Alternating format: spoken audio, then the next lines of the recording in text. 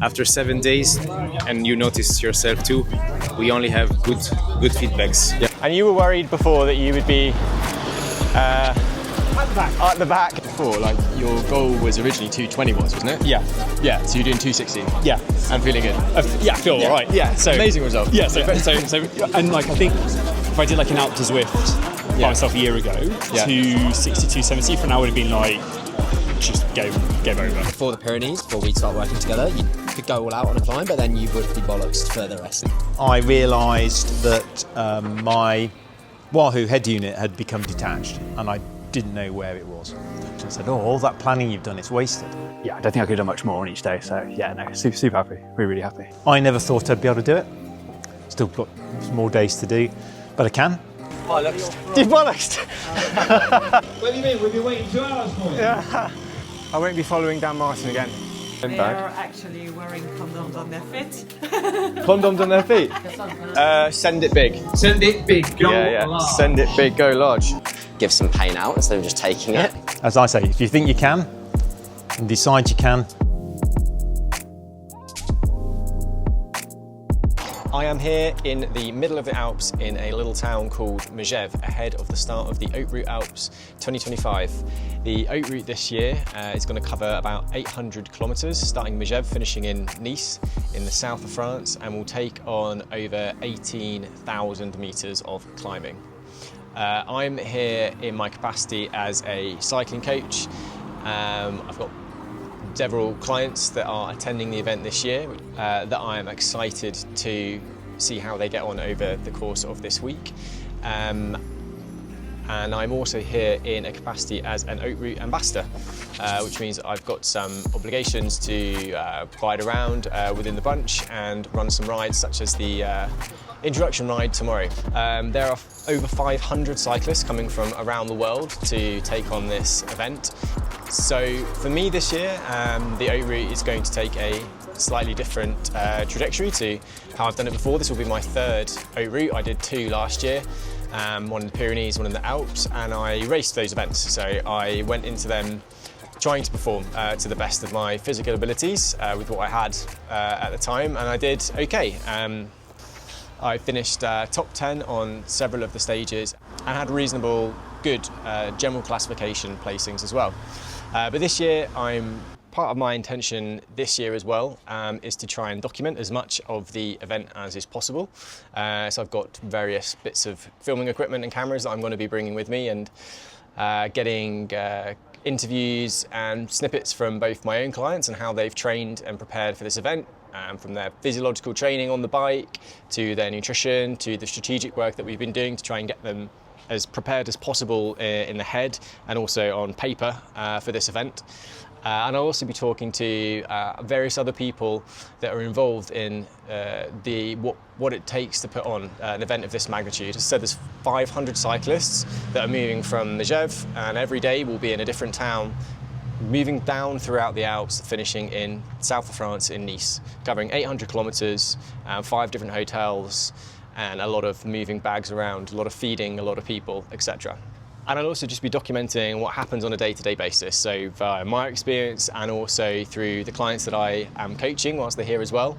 You'll be getting to know them. I've got several with me that I'll introduce over the course of these videos, and I'm really excited to bring their stories to you, because some amazing stories that are going in there, and a variety of different people as well. I've got guys that are trying to race at the front of this event. I've got people that it's their first time doing it, and I've got other clients that it's about making amends. They've maybe come here in the past, and it hasn't quite gone the way that they wanted it to go. So they're coming back again this year to try and put the world to rights and make peace with what's gone wrong in the past. So today is day 0, I'm calling it. It's the Friday before the event starts on Sunday. So the event itself properly starts on Sunday, but Saturday is still quite a big day for the event, because it's when you collect all of your stuff. You go register, you get all of your bike stickers and your numbers, you get your bags and all that kind of jazz. And there's also a warm-up ride which I'm going to be leading this year, which is a bit novel. I've not done anything like that before, leading 500 people, but we shall see how it goes.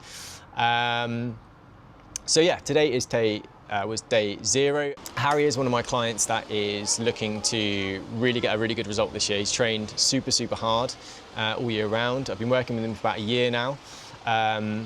His performance has gone through the roof, and we've worked on everything from his training to his nutrition, and also his mindset and strategy for this event as well. So we know pretty well now that he has the capability and the potential to get a really, really good result at this race, all things going well. So today was a good chance to go see in the flesh how well he's doing, and you'll see from the videos that he's going very well indeed. And yeah, so today I went over, I picked up Harry and we went out on our ride. I did about 2.5 hours, just about 50k today. We did two major climbs, the Aravis from both directions, and then a little bit of the Ceyreste as well.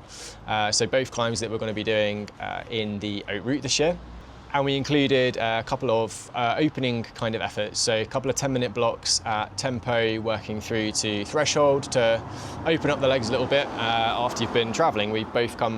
I've come from the south of France, driven here, which is 7 hours in the car yesterday, so my legs felt absolutely awful to begin with, and a little bit better by the end. So I'm hoping by Sunday that they're feeling back to normal. That's very normal for your legs to feel a bit crap after you've been travelling all day long.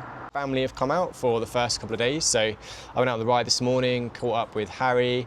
We did our ride, chatted about the first couple of stages and about how we're going to approach those strategically, where we need to be positioned, where he needs to be positioned in the bunch to ensure that he's in the right places at the right time, and how he can play the first couple of stages to really deliver what his strengths are with the course that we've got this year. And then yeah, this afternoon I've been with my little ones, and we went up and watched some of the planes taking off at the Alps port, and just had a coffee and played in a lovely little cafe with a very nice view. So this year I'm doing this event slightly differently to how I've done it before. In the past I've raced these events, so I've gone into them with the target of trying to get a particular placing, and that's gone reasonably well. I finished in the top 10 on several stages over the last couple of Haute Routes that I've done, and finished just outside the top 10 in the general classification. And for me that's pretty good. These are my first time I've ever done these events, and they are some of the hardest amateur cycling events in the world. As I said, it's 800 kilometres, 18,000 metres of climbing. I come from the Isle of Wight, where the longest climb we can do is about 6 minutes long. Here, you're doing 3-4 climbs every day that are 45 minutes to 1 hour, hour and a half plus. So yeah, I was very happy with how I performed in those events. But as I said, this year I'm doing it slightly differently. And it was a really difficult decision to actually make. And I'm going to give you my complete honest view on what I've done here. I very almost didn't come, because before I've always thought if I can't be my absolute best, then I'm not going to do it. And I didn't think I could be my absolute best this year, because my second baby arrived in April, and I had a good old think a few months before, and I made the decision that I didn't actually want to train to the same level as before, because I strongly believe there is only so much energy to go round, right? If you're training as hard as you can for an event like this, it takes away from other elements of your life. I've had the luxury or the luck to be able to spend quite a lot of my time and energy over the last few years riding my bike and investing a lot of my energy into training. But it's important to me, really important to me this time with my second baby, that I was fully present and focused, and that I didn't have any regrets later on in life. So I made a decision that this year it's not going to be about performing physiologically to my best, but it's more going to be about me being at my best across the board. I want to be there as much as possible for my family. I still want to come and ride this event, but my training is going to has looked very different to how it has in the past, which has meant my goals and my ambitions for how I'm going to ride this are obviously different. So I've pivoted a little bit, and I'm actually probably as excited this year about how I'm going to ride this event as I have been in the past when I'm looking to get a good result. So I am a performance coach, I'm a cycling coach, nutritionist, and I help people experience these kind of events, train for them, get the best out of themselves so that they can come and feel confident and enjoy these kind of events. I'm lucky to have multiple clients that are joining me in the Alps this year to ride the Haute Route, and it's going to be really special for me to be able to ride this event with them. So my goal and my aim is to try and do various bits of each stage with my clients and capture a little bit about their stories, be there with them as they're going along, and then in the day we'll all come together and we can have a big debrief about each stage and look to the next stage as well and talk about the strategy, what we're going to be doing. So for me it's very much a case of coaching, development and experience this year, and trying to challenge myself to enjoy more of the adventure side of this than purely the results number side at the end of it, because I appreciate for a lot of people it's not always going to be possible to be able to ride for a particular placing, and it was still really important for me to come and do this event this year.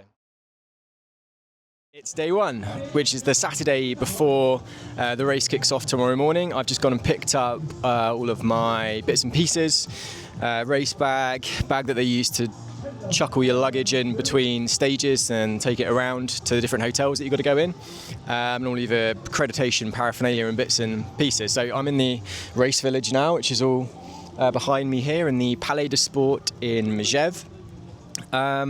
Bumped into a few of my clients already, which is really nice, and also quite surreal, I suppose. I have bumped into quite a few people that have recognised me from some of the training materials that I've developed for the Haute Route, which is, yeah, quite a weird experience, but quite cool. A lot of people said they found the stuff that I put in it really helpful. It's helped them prepare better than they have before, which is really nice. I'm looking forward to hopefully speaking to a few more people that the hard work over the last few months has helped as well.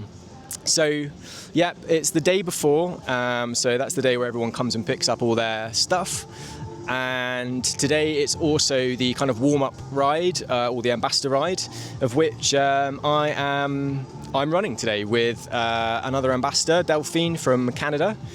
So yeah, I've got no idea what that will be like really. I don't know whether 5 people are going to turn up or 500 people, but it will start here. There's a big old queue of people behind me waiting to get all of their stuff. So yeah, we'll see how it goes. We've got about a 20k ride, so down into Flume and back again. No big climbs during the day, just nice and easy turning the legs around, and a bit of a chance for everybody to get together and have a bit of a spin before things kick off tomorrow. The other thing that I'm about to go and do is do my first interview with the Haute Route. So they've asked me to be part of their kind of documentary this year, which is a bit of a privilege. I'm not quite sure what they're looking to get from me, but yeah, I'm going to go speak to them about my goals and aims and ambitions for this year's event, and what I'm looking forward to the most, what things I'm worried about, and yeah, I don't know, other bits and pieces. It's a really weird experience to be have people come up to you when you don't know them. That's quite fun and quite odd.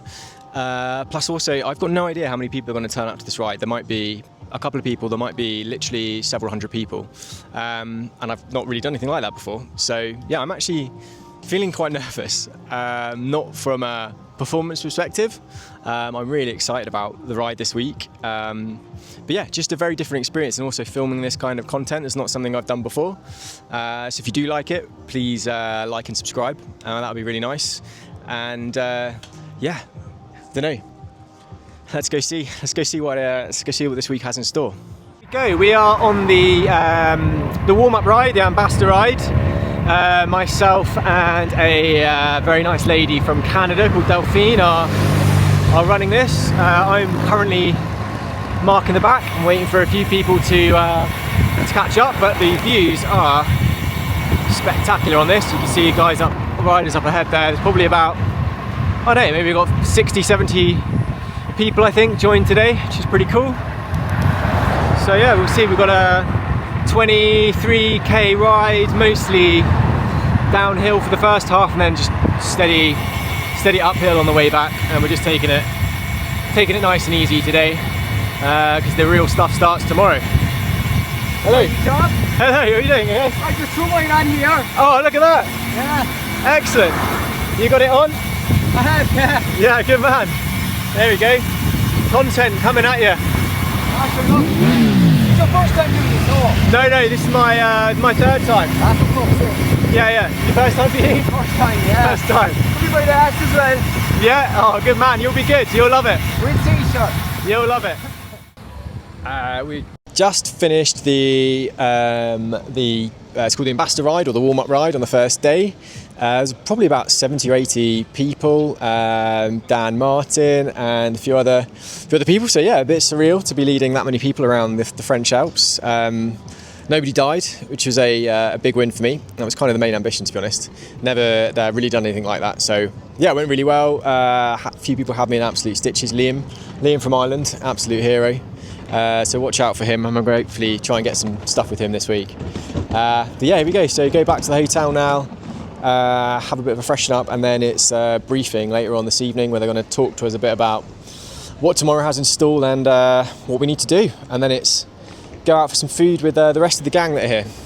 I'm in an Airbnb for the first couple of days in Megève. I feel completely fried, to be honest. Today's been a very different prep kind of day than I would usually approach from these events, because some of the things I'm doing with Haute Route, which is fantastic. I led the Ambassador Ride today, and I did some interviews as part of a documentary that they're making for the event this year, which is all really exciting stuff, but has left me a little bit rushed on the time this evening to get things ready. So I've just been getting all of my nutrition ready for tomorrow. So I'm on about 80 grams an hour. So I've got a bottle up in the fridge, Beta Fuel. I'm going to bring a mix with me because I've got a hydration tab in my other bottle that's going on the bike with me tomorrow. And then mostly gels. I've got some electrolyte chews and some energy chews as well to take with me. And I've just made up my breakfast.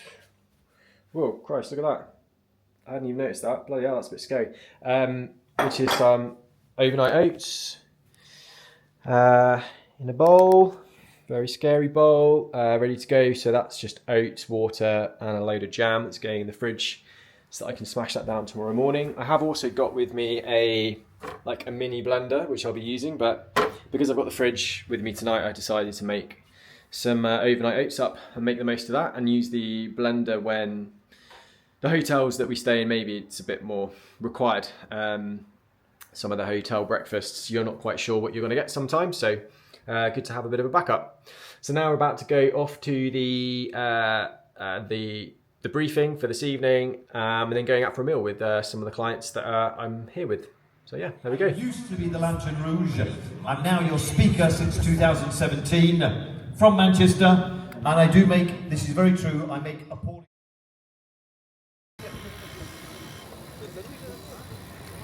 Okay, here we go. This is morning number 1, first morning of the race itself. It's Sunday. Hey man, how are we doing?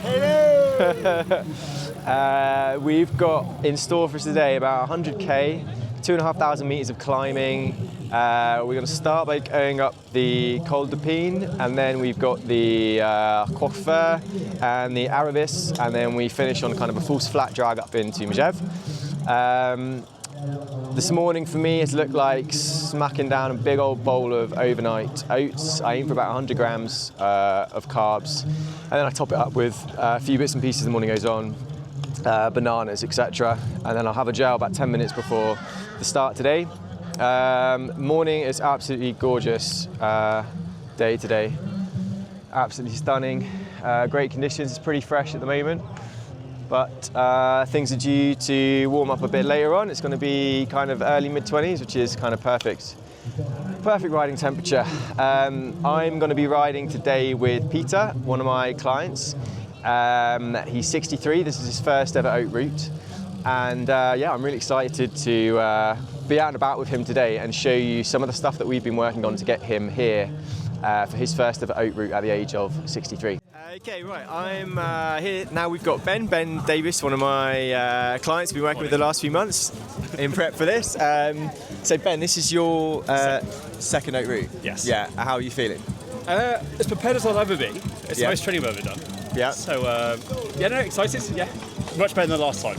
What's this morning look like? 6:30, wake up, smoothie, because I really struggle to eat kind of proper proper solid food in the morning. And actually our hotel gave us like a sandwich that was made 2 days ago, so it was quite nice to kind of have that. And then just keep the stress low and lie in bed and just wait to come down here. So yeah, it's been quite relaxed. But And what's the plan today? It's a marathon, not a sprint, right? So not to try to go with people that are just better and burn too many matches. So I think 240, 260 watts is kind of the aim, and we'll just go and feel from there. So yeah. And enjoy the mountains. Yes, absolutely. Yeah. We're here for fun. So, absolutely. Cool. Right. Well, we'll see you at the end. See how we get on. Thank you. Have a good one. Partez, allez, bon courage à tous.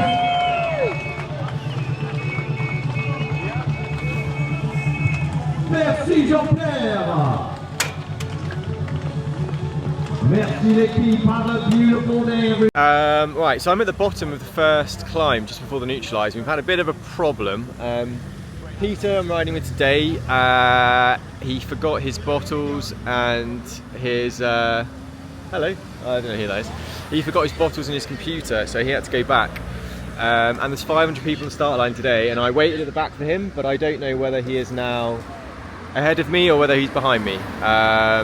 So I'm gonna have to, I think, hit this climb and maybe wait at the top and see how it goes. But yeah, it's a bit confusing. I've just had a lovely ride down chatting to Dan Martin for probably about 45 minutes in the neutralise, which is a bit bonus. But I will, I'm gonna crack on now. I'm getting told to go. Right, see you later. Okay, here we go. I'm on the Col de Alpine, and I'm literally at the very, very back. Just gone past a few people, but the Lanterne Rouge is behind me. I waited at the bottom for a while before they forced me to move on, so I don't know where Peter actually is. I'm not sure if he's still coming down or whether he's ahead of me, but my plan now is to ride up this climb fairly tempo. I'm doing like 250 watts. I imagine I'll probably pass a few people, and then when it gets to neutralise at the top, I'll see how things are going, see if I can find him. But yeah, anyway, here we go. I'm gonna get my head down a bit now. I'm currently sat in the middle of a group. I went kind of tempo up the first climb, caught quite a few people, and then caught a few on the descent as well. So I think I'm probably roughly in the middle of the pack now. Probably gone past 150, 200 people maybe. But no sign of Peter, which is a little bit worrying. I'm a bit worried he was a bit longer behind than I thought. I waited until they wouldn't let me wait any longer, because this valley section now, we're into a headwind the whole way along. It's quite a long section. It's about 15-20k of valley. And it's all into headwind, so yeah, really hope he's not on his own, but I'm still working hypothetically somewhere up the road, and I'll try and find him. And ladies and gentlemen, the strategy was confirmed. I found him. There he is. Hello. Hello. Oh. I was so worried that you were in the valley on your own. No. Oh, good. Oh, great. I'm so happy to see you. Huh? You sound like you put an effort in, so thank you. Yeah. Thank you for trying. Yeah, I tried my best. No, I appreciate it. So where did you must have joined back in the group then, like, from the hotel? I just jumped in from the hotel. Yeah, okay. So yeah, of course, I haven't got the boot. Yeah, well done. Yeah, I waited. Sorry. I waited at the back. I shouted, don't wait. Yeah, no, you did. Yeah, you did. But I rode at the very back with Dan actually. Okay. It was great. Chat. Liam. Hold on, let me come between you, and then I'll get out of the way. Hi, Liam. How are things now, lads? How are we doing? I'm bollocks. You bollocks? That say it all, does it? Amazing. How's it going so far? I'm trying to take it easy for a while. Yeah. And I just had COVID there last week, so Yeah. my body's still, like, you know. Yeah, fair I'm enough. suffering, but I'm not dying, like, you know. Good. Yeah, well, we've got a bit of respite in a few K, haven't we? And then we've got the big one of the day. Yeah. This is what, another 4 or 5K or something? 4 or 5K. No, we've got probably about 3.5–3K left from here, I'd say. Enough. We're good. So we go up, we go down a little bit, do we? We go down, yeah. And then Down after this, and then big one. and then back up again, yeah.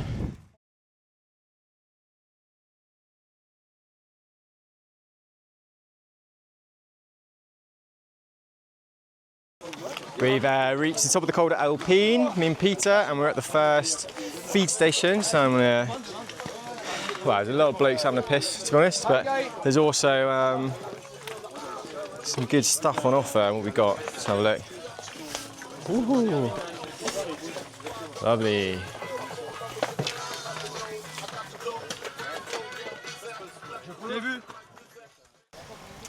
We have just started the Coiffouille. It's an 11-kilometre climb. Obviously reunited with Peter now. But Peter somehow, this morning we're not quite sure how, in the melee of the start has misplaced, or his wahoo fell off. His bike got banged and he's lost his computer. So he's basically riding today blind. However, something we've been working on, or I work on with all of my clients before an event like this, is we do quite comprehensive pacing calculations. So using their data, we can model for every climb in the course how long we think it's going to take them, so then we can have quite accurate power goals for each climb, and we can then also work back for nutritional targets as well. So on Peter's bike, he's got printed out on his stem all of his notes for today, so it will give him how long each climb roughly is going to take him, what his power target is, when he needs to be fueling, what he's going to be fueling particular times. So obviously the slight dilemma today is that he doesn't have his computer to base his power targets off. So what we've done is we've used some of my data today to work backwards. So part of the calculations is that we work out what our total system weight is and our watts per kilo. So we can kind of crudely calculate based off of what I'm doing what kind of broad range he needs to be working in. So we've been doing that. The previous climb, we're on the Coiffouille now. Seems to be going quite well, and then we can overlay that with obviously how he's feeling. So we do a lot of training based on RPE, which just seems to be working well. Peter's actually flying. He's been recording this video. He's right up around there, just gone past this group of Venezuelans and Spanish guys. Wow, look at that. So yeah, we'll catch up with Peter and see how he's getting on. So we're on the Coiffouille. I was just explaining how somehow this morning Peter's computer's come detached from his bike. We're not quite sure how, but that's obviously can be quite a stressful thing. But Yeah. due to the preparation Peter's done, we've kind of got a plan B for how we're going to approach today. And it seems to be going okay, Peter. Feeling pretty good? Feeling okay. Yeah. And also, how are you getting on in terms of your expectation of today? Well, putting aside this morning at the start where I realised my head unit had been detached, been a great experience so far. Yeah. And you were worried before that you would be At the back. at the back immediately, and you're at the moment I think currently kind of nestled right in the middle, I'd say. Okay. Which is exceeding expectations. Exactly. There we go. I love it when a plan comes together But And there's still 9 kilometres of quaff for you to go. yes, but absolutely stunning climb today, isn't it? Perfect conditions, Nice. 360-degree views, just mega day. Boiling hot. Yeah, absolutely lovely. We're just about to hit the top of the time section. We predicted that Peter would do it in 62 minutes. He's done it in 1 hour and about 30 seconds. Well done, Peter. No, well done you. Smash that. No head unit. Ahead of schedule. All going well. Well done, mate. Excellent stuff. Don't do it, don't do it. Today has actually been amazing. I've had such a good day on the bike. Had everything that I was kind of coming here hoping to get. So on day one, lots of things achieved. Had some really good chats, people all over the world. Been there for one of my long-term clients as he overcome, quite a bit of a problem, to be honest. Not having your head unit in an event like this, it's pretty stressful, it's pretty nerve-wracking, especially when it means you have to leave the start line to go have a look for it. But he's got on it and he's just about there actually. So yeah, it's been great, absolutely lovely, beautiful riding conditions as well, and just the scenery here is amazing. Just puts a smile on my face. Seeing these views, you look up here now, just incredible. The road is absolutely littered with cyclists. Got them everywhere. So yeah, good day in the office. We come down from here and then it's about a 10k-ish drag back up into the town that's timed. Descent down from the Aravis is untimed. And then we've got to, so we just need to try and find a good creek for Peter to sit in to go back up to Megève. And then it's job done. Bit of food, rest up, go back have a shower, get out for some food later on again. We're now on the Col de Aravis, which is the final climb of today really. It's about maybe 4k long, then you've got a couple k left. It's a fairly steady climb after the Coifferie, and it's just absolutely stunning. I don't know if you can, the scenery around here is just phenomenal. Absolutely amazing. We're in the final valley section back to the town. Just picked up a nice group. Do my bit of goodwill for the day and giving them a bit of a tow back to the finish, which is quite good fun actually. Probably about, I don't know, maybe 10 of us, 15 of us in this little group. Yeah, 6k left. Happy days.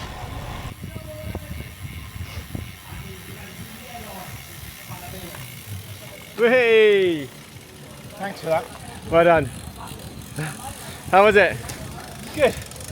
Yeah? That just took it out of me. That was good. Well, you were attacking the group. Attacking the group. As ever. Excellent stuff. A triumph of ambition over. So how did it go? It was good. So first climb, I didn't realise actually we started the time segment. So I think I did that in kind of half an hour. Yeah. That was around about 260 watts. So the top end of what we said this morning. Yeah. Then quite a same again.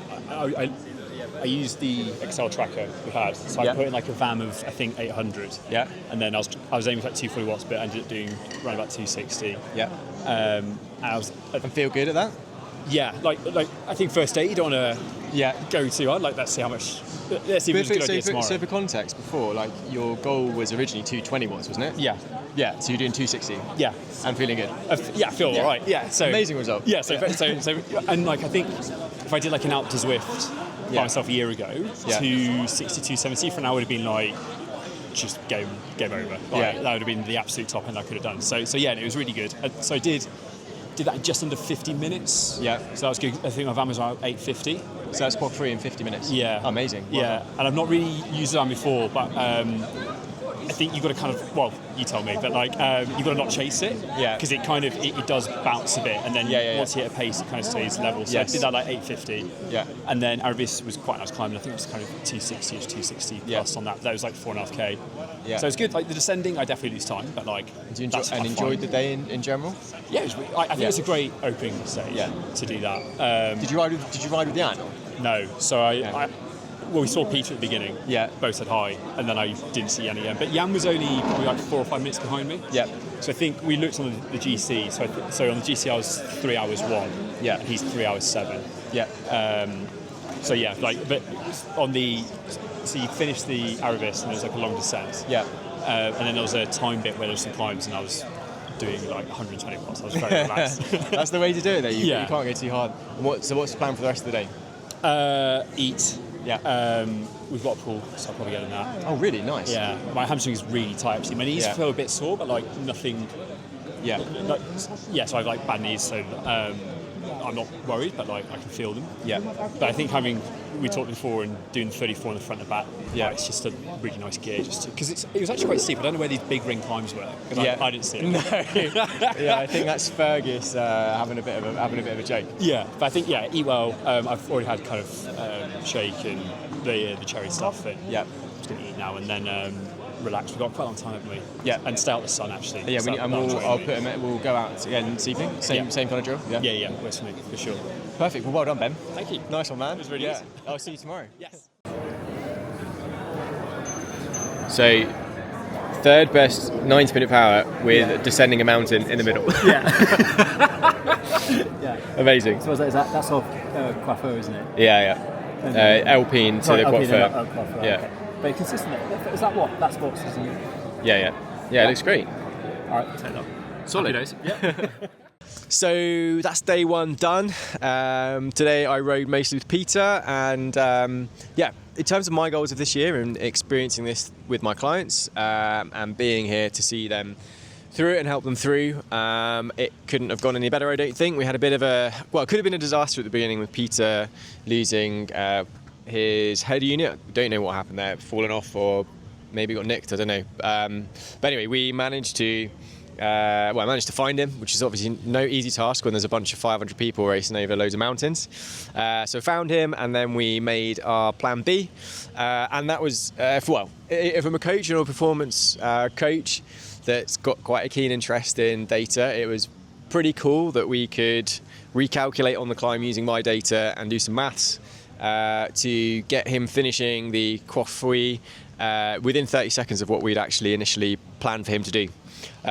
Pretty cool. That was a big win for me, and just a lovely day. Like perfect riding conditions all day today. Love being out. My vocal cords probably hurt as much as my legs do. Spoke to loads of people today. Had a great chat with Dan Martin this morning. Obviously, he's a multiple Grand Tour winner. Brilliant chat about all things being a dad and how family life changes things. So, hopefully get to chat to him a bit more this week and get some stuff on camera as well. Brilliant day. Peter's now, I think he's third or fourth in his age category. Harry's at the front. He's just outside the top 10, and he had a great day. Ben is the other guy we're following this week as well. Ben had a brilliant time.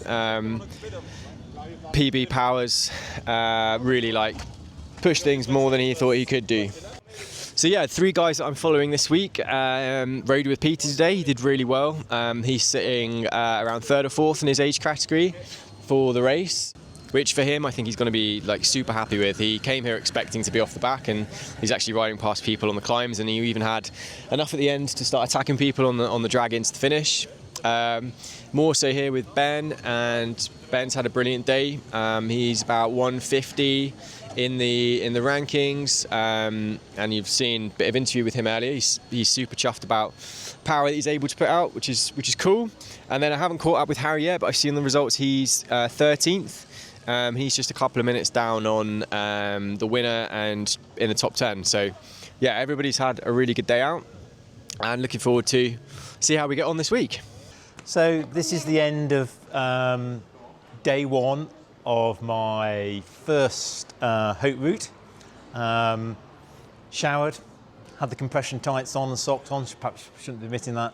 Really nice meal in a restaurant Joe's found that is a pizza and cum sushi restaurant, which is quite unusual. How did the first day go? Well, it went from being me thinking I was very organised to a complete mad panic, in that I arrived at the start pen. My hotel was very close to the start pen, so very late, at which point I realised that my Wahoo head unit had become detached, and I didn't know where it was. So and also at the same time, someone that Joe was stood next to pointed out there weren't any bottles on my bike either. So retraced my steps, couldn't find it, went back to my room, couldn't find it, asked at the coffee place, asked at the race bag place, and no one could find it. So final check of the room, race had started, and actually neutralised there. I just came out to the hotel and just jumped in and away. And had to do it really all on feel, which was slightly unnerving. But actually, strange enough, somebody said to me, who I was telling this to in the first neutralised section, said, "Oh, all that planning you've done, it's wasted." And it just wasn't. And actually, I couldn't have managed it without all the planning. And Joe had offered to wait for me.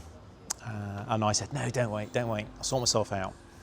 So jumped in the main group, neutralised section, into a valley ride, and actually I got into a really good group in the valley. So going quite bombing along for me, and up the first climb. Unbeknown to me, Joe was right at the back, with Dan Martin, waiting for me, didn't know where I was. And so I think, Joe, you caught up with me at the Peen or before, a little way up at the climb to Peen. And Joe arrived, slightly out of breath. And then very kindly rode with me most of the way, and just confirmed. But I rode on feel, and Joe kindly sort of cross-checked what he was riding at, power-wise, to what I was, because we've ridden before and we could do that. And it was just a fantastic experience, very professionally run. Hard day, harder day tomorrow, even harder day on day 3. But it was just a great, perfect weather, really nice bunch of people to be riding with, and you changed who you were riding with. And climbing up what was the final climb? The Aravis. And it was just the most beautiful climb. Beautiful sunny day, blue skies, and the cows were in the alpine fields, all with the cowbells around the neck. And they were all clanging, and it was like, the cowbells were going a professional event. So it was great, and for me, I don't know, and Joe would have a better view, I just don't think I'd have been able to do this a year ago. So it's been a really great day. I never thought I'd be able to do it. Still got some more days to do, but I can. So if you think you can, and decide you can, you can. And what was your biggest fear before today? Oh, my biggest fear, and I suppose it's quite a self-centered fear, was being at the back. Being not just at the back, right at the back.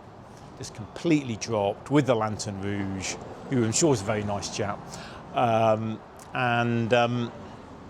was my biggest fear, was just being at the back. And as I understand it, I was about, despite being old, I was about mid-race. Is that broadly the way thing was? Finished about mid-race, so that was my biggest fear. But that biggest fear was rapidly overcome by the fear of, oh my God, I'm doing this whole ride with no power data, no speed, no idea how far to go. But the bar stem prep I had done, under Joe's advice, was even more valuable. And actually, at one point, I said to you, we should be about 52 kilometres in, because we're just coming to a little 2-kilometre climb, and I got it marked on my bar. I got it marked on my bar. So yeah, that was my biggest fear. And can you just give a bit of context as to what your background is? You've not done anything like this before. Never. When I started with you, I'd never done multi-day. I only really done local sportives. I've never cycled in the French Alps. I've never done, big climbs like we've done today. I think it was earlier this year I did the Grand Fondo Cyprus, which was 3 days, multi-days, which was hilly, but not as hilly as this. So this was a completely new experience to me. 10, 15 kilometre climbs, and as we'll get on to later, 20, 30 kilometre climbs. Yeah. Cool. And then tomorrow, What are you going to do now before tomorrow? What am I going to do now? I've already done most of my prep for tomorrow. That makes me happy. I've done most of my prep tomorrow. Obviously haven't put the head unit on, but I know where it is and it's charged because my head unit was found. I got back after the stage, went to reception and said, don't suppose anyone's handed in a cycling computer.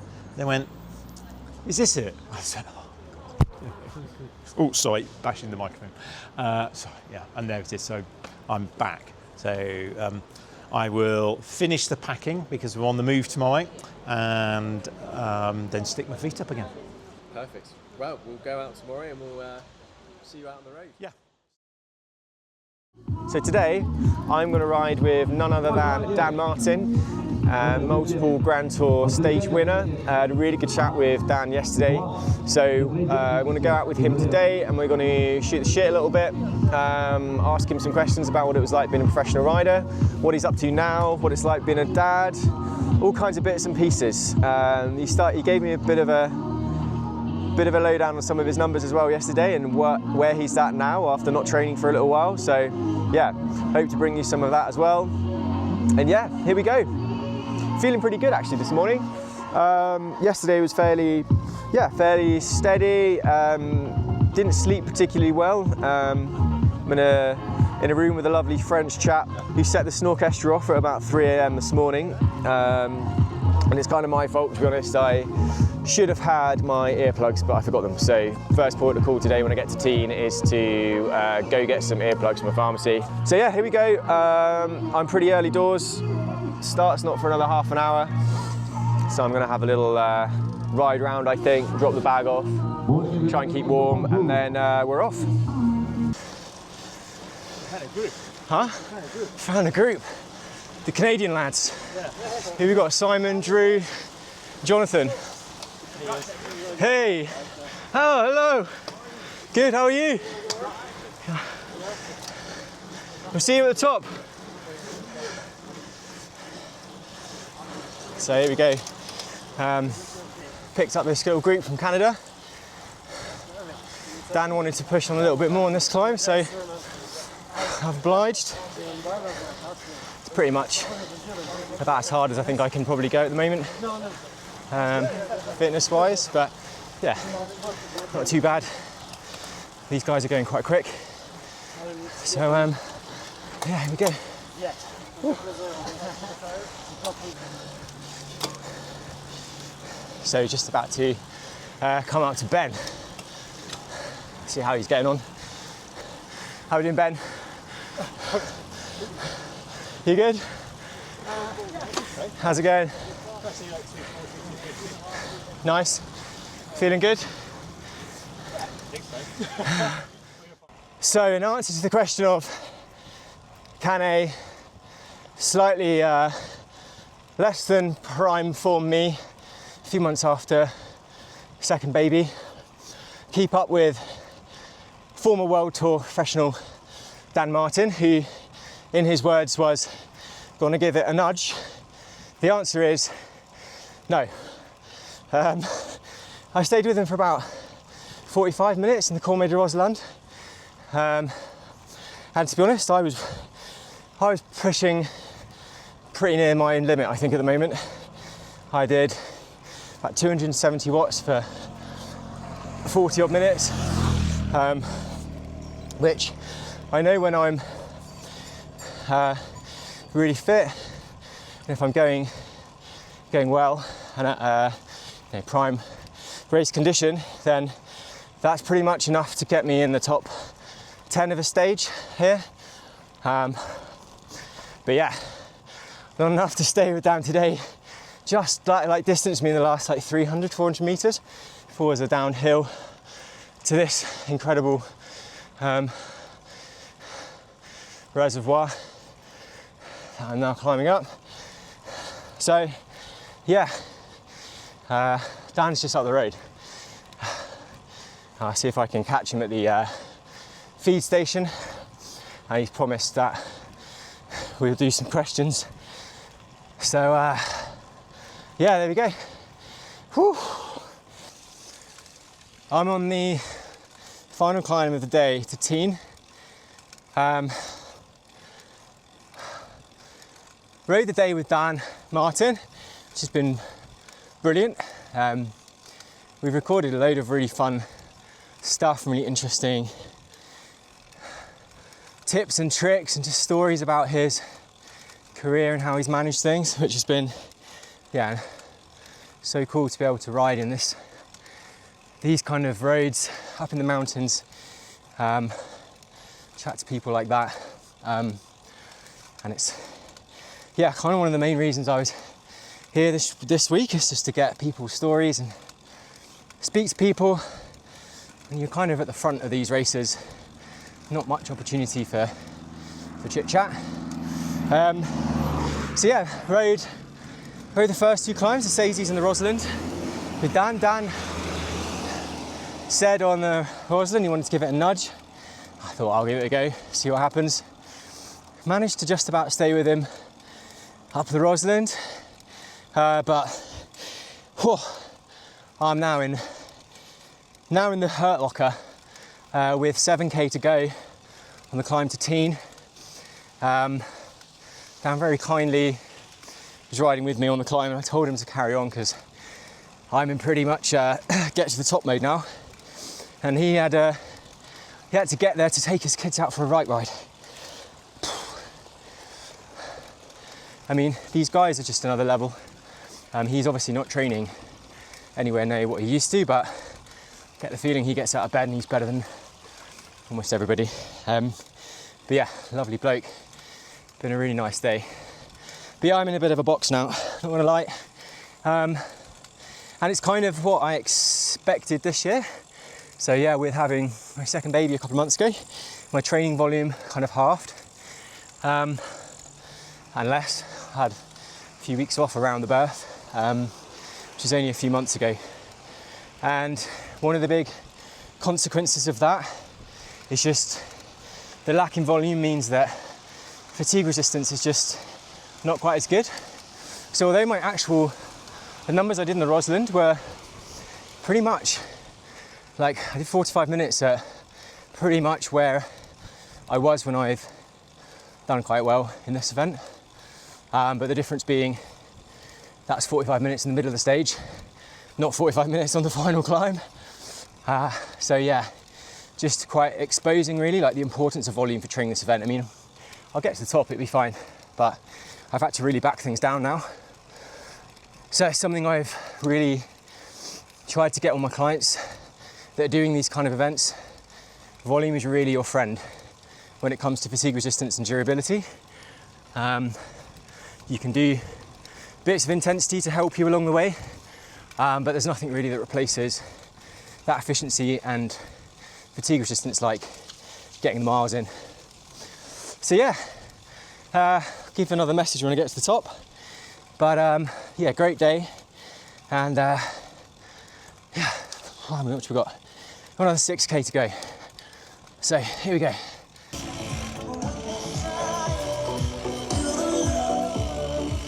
Hey Joe, welcome home. Thank you. Where have you been? We've been waiting 2 hours for you. Yeah.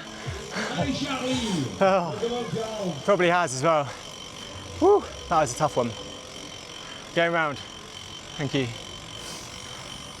Oh, I won't be following Dan Martin again. Those last few K were painful, but we're here, and it's yeah. Oh, look at that. Just had a bit of lunch and starting to feel a little bit revived now, and had a chance to look at how the day went and catch up also with Dan, and he said that he felt really rough the last 5k, which made me feel a lot better because I felt biblically bad, to be honest, the last bit. And yeah, I mean, the climb that he had a bit of a nudge on, we ended up doing one of a pretty good time, like top 20 time of the day, and we were kind of riding side by side and not in a big group. So yeah, we wasn't hanging around on that, which might explain the sensations on the last kind of 5k. And I've just seen Harry, who's one of my clients here. He's got a great result today, so he moved up from 13th yesterday to 6th on the stage today, and he's now sitting in 6th on the GC, which is brilliant because, yeah, I've known Harry for about a year now. We met in May last year, and yeah, I knew he had the potential to do really well in an event like this. He's built for it, and he just wasn't quite unlocking, or yeah, he had quite a lot of untapped potential, I suppose. So it's really good to see now that he's riding where he can be, and obviously still a bit of time to go, but he's made a big jump up since yesterday, and I think that he's going to keep going up, to be honest. So yeah, really good. I'll hopefully catch him a bit later on and we can get a bit of a debrief of how today went down. So yeah, now plan is find a hotel, get in, have a bit of a clean up and do a bit of a debrief with the rest of the chaps that are here. So yeah, good day all round. And look, I mean, I keep saying it, but this place is just amazing. So nice. That was like an hour, 200 watts, I was just going nowhere. And then I put a gap between these guys, and then they drilled it past me, so I got the back of them, but only for like 2k. So like, that was a complete waste of energy. But that was good.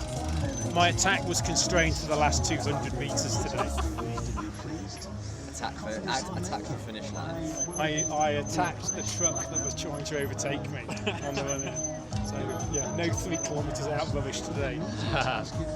Yeah, I finished strong, and then I pulled over, got the curve, and just sat down. The guy took a photo. You look tight. Can I take a photo? I'm like, okay. That's good. Yeah. Okay, Harry. Big day today. It's intimidating. No, don't just ignore it. How did it go? Yeah, it went well, I think. The legs, I think, came to me from first day. Yeah. And the heart rate was down. So yeah, first day recap was 13th. Yeah. And then kind of context behind that, you've had COVID, haven't you, for a few weeks. So first day was always going to be a bit of a just see where the body's at. Yeah. Kind of a bit too fresh, a bit undercooked, but we knew that, and that is what it is, you know. Yep. Manage it. I think we only lost time on one of the climbs, didn't we? On that first day. Yeah. And that was kind of managed. That was the purpose. Like sitting at 192 beats per minute freaked me out a bit. Whether it should have or not is a different thing. But yeah, I gave away a minute really. How was it today, the heart rate? I didn't look at it all day. I purposely took off the screen. Good. Yeah. But then I looked afterwards and it was 10 beats lower. Okay, cool. So to be expected, which is so good. Yeah, it's like 182 up the first climb, 179 on the second climb, and 178 on the third climb. And so today, 6th? Yeah. 6th on stage? No, the first climb was just so fast. Like the group was big, and maybe probably did a bit too much work on the front. You weren't ever really going to get a gap, and a few groups, kind of similar to yesterday, floated off the front, not a real attack, and no one bothered to kind of close it. And I wasn't going to sacrifice my legs to do it, so lost a bit of time to people there, but nothing major. And the people around me I knew were kind of top 10, so I was happy enough with that. And then I think second climb was my best performance. It was really hard. There were 4 Brits, and I was hanging on, but like managing it. But I knew that the 2 of the guys that I wanted to take time on had been dropped. Yeah. And obviously it was an hour-long climb or so. So I knew that if I were to have got us back from that group of 4, I would have lost a lot more time or wouldn't have benefited. Yeah. So I really dug deep and managed to just hold on to them. And I think, looking at the Strava and everything, we were going pretty quick. I think top 0.05% of time, so we weren't slow. Was all right, but on the limit. And then that was the Rosalind, and then the last climb was just savage. Like really no rhythm, just super bumpy and kind of up in stages. And it's horrible, isn't it? Yeah, just mentally, I think, just telling myself, just push to suffer and get over those 10% sections, and then recover and trust that the others are suffering as well, which I think they were. Yeah. The 4 of us that kind of worked together up the Rosalind then hit that last climb together as well, and then with the first half we worked together, and then the second half we kind of slowly blew apart, but it was all quite managed, and it was fine. It's a demoralising climb because you're at altitude and it was getting hot, and you've done over 2,000 kilojoules by that point, probably more like 2.5. So you're just fatigued and you're suffering. You look down, you're only doing probably 50 watts less than what you'd like to be doing. So it's. And can you talk a little bit about, well, so we met at the Pyrenees last year, didn't we? Yeah. And like numbers that you were doing there and what we kind of been working on and the numbers that you're kind of now doing, or what's kind of changed. So I think the durability is one thing where kind of you can suffer up a climb hard and trust that you're still going to have some sort of legs to hit the next climb or few climbs in the day. That's one thing. Normally, if you don't have before the Pyrenees, before we'd start working together, you could go all out on a climb, but then you would be bollocksed for the rest. So it's just like me today. Yeah. So that was nice. Now you can lean on your legs more, probably. Is how I describe it. And then absolute watts are just higher. And I think you also, with the training we've been doing, probably more time at the threshold and tempo zones, you just can suffer for longer. Yeah. You can just hold your actual threshold for longer. Like people will obviously throw that term around a lot about what threshold is, and is it an hour, is it 20 minutes, what is it? But like you said to me a while ago, some people can only hold it for 35 minutes, but actually for this type of event, that's almost useless. Yeah. Like you need to be able to hold, like the climbs today, I think 35 minutes, 55 minutes and an hour and 5. So like, you need to be able to hold. Oh, is that what you did the last climb in, an hour and 5? Yeah. Wow. Yeah. I wish I'd done it in an hour and a half. Would have had saved me 20 minutes of suffering. It was hard, yeah. But no, and I think they're the main things. And I think when we've been doing a lot more of those kind of intensities and training, you also learn your body better, don't you? Yeah. You know what the numbers mean to you and what you can expect and how to pace those kind of climbs. So it's day 2. I think we're up to 6th GC. The initial target, wasn't it, was top 10? Yeah. And I had a secret stretch that I'm not going to tell you. I don't want to know. Yeah, you don't want to know. So what's now the plan to recover as good as possible? What kind of things have you been doing since you finished? Yeah, I think so. Straight away, within the first 10 minutes, got a protein recovery shake down me. So mix of maltodextrin, protein powder, peanut butter, milk. I'm supercharging it. I haven't told you this. Supercharging it with instead of using water or milk, I'm using chocolate milk. So it's like rocket fuel. So it's probably 800 calories immediately, like within 15 minutes. And what's that? 30 grams of protein, probably 120 grams of carbs. Had a brioche as well, just fill the stomach up. I think that's the thing. I'm lucky that I can just sink gels and beta fuel, and that's fine. But actually, you are hungry because you've not got any kind of substance in you. And I think that's like we basically doubled your in-ride fuel intake, haven't we? Yeah, I think day 1 we 100 grams a day. Yeah. And today I haven't worked it out, but it will be about the same. It'll be 90 to 100. Yeah. So and in terms of recovery, tart cherry juice, a load of water. That's something I've noticed that just trying to rehydrate is tough. Like for me, I get stitches really easily, especially when you're doing max efforts. Yeah. On a day like today, you're either descending full gas. And at altitude, obviously, of course. And at altitude. Thinner, you're expending a lot more moisture. Yeah, so and on the descents, you're pushing on, and on the climbs, trying to get any kind of meaningful amount of liquid on board is difficult, at least for me. Yeah. So as soon as I got in, electrolyte and get that in. So in terms of recovery, and I track the calories, but for this type of event and trying to manage it, it's not what you'd probably expect in terms of restricting or anything like that. It's actually to make sure you get enough in. Like today was a 3,000 kilojoule day. Yeah. So, and it's just making sure that you get at least, for me, I think it's probably 5,500 calorie day minimum. Yeah. And also not trying to eat too late and how you spread it apart. Yeah, it's one of those. It's one of those events where, especially when you've got 7 days, if it's you're fueling for today, you're fueling for the recovery today, you're also preparing for tomorrow. Yeah. So you're kind of always leapfrogging ahead a little bit as well. It's completely as we discussed, completely the correct strategy to keep you going right to the end. Yeah, and the legs were fresh today. Like obviously not by the end, but the first climb felt. I think I did my best ever out of power today. Yeah. And that was with a lull of doing 140 watts in the middle of it. Yeah. So it shows that it works. Yeah. Oh yeah, for sure. It's cool. So what's the plan now? The rest of the week? What's the strategy? Or should we give it? We don't want to give it away. No, I think I know who the targets are in terms of although it is obviously you ride to your numbers and it's your own race as much as anything else, but knowing who around you is relatively that kind of similar ability to you, or positioning wise. Yeah. So I know who those people are, and just probably keep an eye out for those wheels. Yeah. And just play it smart. Like I say, a lot of the climbs out here are very fast compared to the Pyrenees, where they're steeper. So not doing too much work on the front. Like today, I don't know what speed we were doing up the first climb, but it was quick. Like I think it was 1300 VAM plus, and it was only 5%. So you're moving. And then probably just see where it puts you. I mean, you know what it's like on the last climb like today.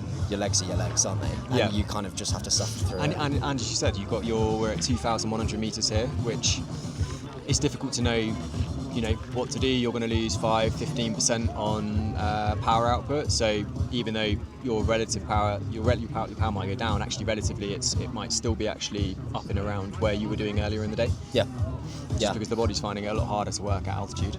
Yeah, and like I say, I just not looking at heart rate at all, and pretty much like trust the body and listen more to what it's saying and go off of RPE, because I think it's on these climbs where it's an hour plus, like 20k climbs, if you don't listen to your body and you just commit to the watts and you blow up in the first 15 minutes, you're not only then obviously blowing up and dying, but you're also not in a group and you're just going to lose minutes. I think I took 5 minutes on everyone that I kind of was around from stage 1 today on that second climb, purely for just managing it and seeing wheels where they blew up and they've just lost that draft. It's so important, isn't it? And we talk about this with everybody, and actually, funnily enough, it's exactly what I was chatting to Dan Martin today a lot, and he was saying exactly the same thing.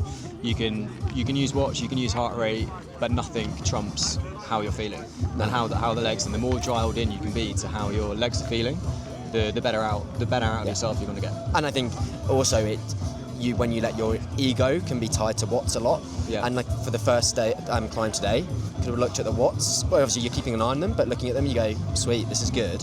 You could get a bit too big for your boots, attack, look a bit silly, add an extra couple of 100 kilojoules where you didn't need to. But then on the last climb, it's kind of vice versa. You look at your watts and it's very depressing, and you have to just forget about them and just go, well, I'm not dropped. Yeah. And clearly everyone's suffering, same as me. And that, it's just taking everything with a pinch of salt and putting it into kind of the situation that you're in. Cool. Well, thanks very much, Harry. I know you've got a massage now, so we'll leave you to it. Wait. Catch you later on for dinner. Yeah, sounds good. Thanks. This is what a room looks like on the Haute Route when you're pretty tired and there's a group of cyclists. There is stuff. Paraphernalia. Bikes. Kit. Literally everywhere.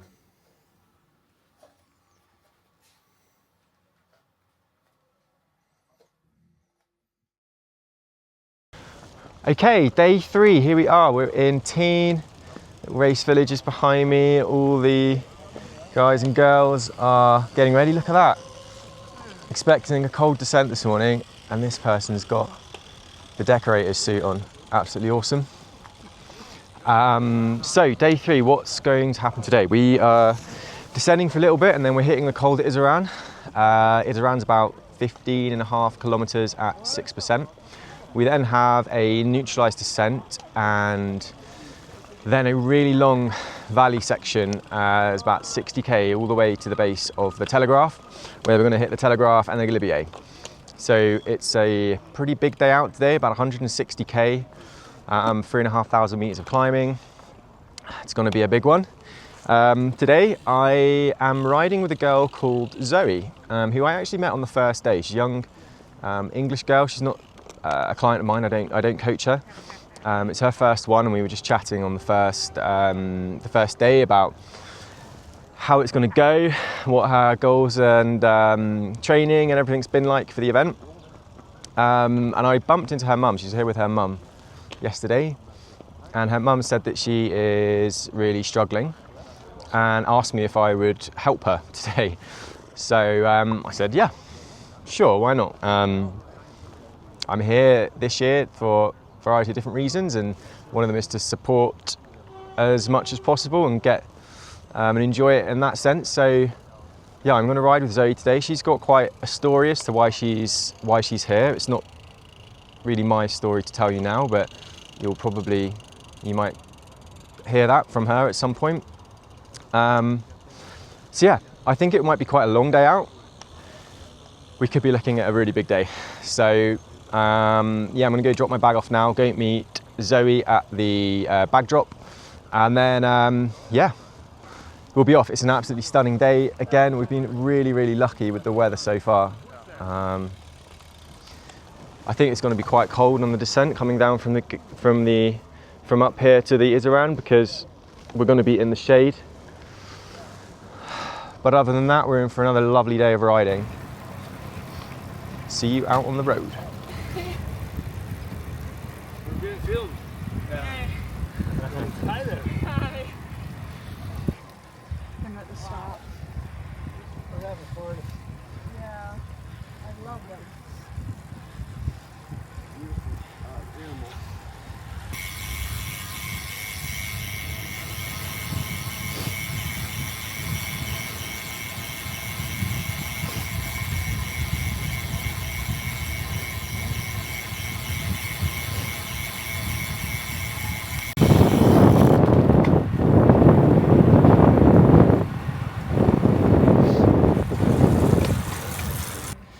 Incredible.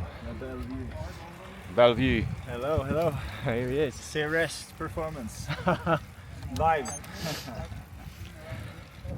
Sindri, you're riding with your dad this year? Yes, I did run it. Last year you rode at the front, didn't you? Yeah, I did. Oh, I tried to. Tried to hold the wheels as long as possible. You were up there. So that was intense. Yeah. My first race. This year I'm glad I'm taking it a little bit easier. Yeah. But next year I'll come back and go full gas. And this is your dad here, isn't it? Yeah. Go on, Ronnie. We had this as a goal. Yeah. So he has lost 20 kilos from like December. Wow. Now it's like 100 kilos. He hoped to be 90 kilos. And a father-son expedition. Yeah. Amazing. So that means we also need to get back next year. So he will be also racing full gas next year. Well, if he keeps improving at that rate, he'll be he'll be racing for the top 10. Yeah. Look at that. Incredible, isn't it? I think we're about. No, I don't think we're about. I know. We are 5k from the top of the Ceyreste we're currently at 2,400 meters. And you can really start to, well, the temperature has plummeted. Obviously riding, but it's still pretty cold. It's incredibly still. You can start to feel the air as well. I think this is the highest pass in Europe, apparently. So yeah, I'm out here with Zoe today. She's doing well. She's feeling pretty rough, I think, this morning, quite tired. But aim is to get her through and then hit what she's calling the rest day tomorrow, because it's only 100k and 3,300 meters of climbing. So yeah, cruising along at the moment, and yeah, enjoying chatting to the peeps as they come past, and probably see you at the top. Just started the descent of the Col de Ceyreste. I was with Zoe going up there. She got to the top, which is really good, and she was pretty happy to get there. She had a bit of a wobble at one point. It's quite hard to know often what to do in those situations, but sometimes it's just a case of having somebody kind of with you to get there. Told her a few shitty dad jokes. Don't know if she appreciated that or not, to be honest, but she's carried on down, so I'm going to try and press on a bit now to catch her, and then we've got big old valley section before we hit the telegraph. Just started the bottom of the telegraph climb. I've just spotted Zoe up ahead as well, so come and see how she's doing in a minute, but she's looking good. Riding in a little group, which is good. Bloody hot actually, temperature's 30 degrees, which will make this next, well, a couple of hours, maybe even longer, quite interesting. Telegraph's about 15-16 meters, Then we've got a descent, and then we hit the Galibier, where we're going up to 2,600. So just a little bit less than we did on the Iseran this morning. But yeah, we've just done a great flowy section. It's quite quick all the way down, about 60k down through the valley. And starting to go up again. Here she is. Hello. You okay? Yeah. Yeah. Had a nice little train for like 10k, so I didn't have to do any work in the end. That was good.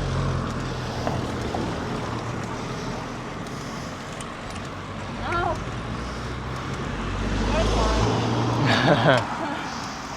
11k, 9%.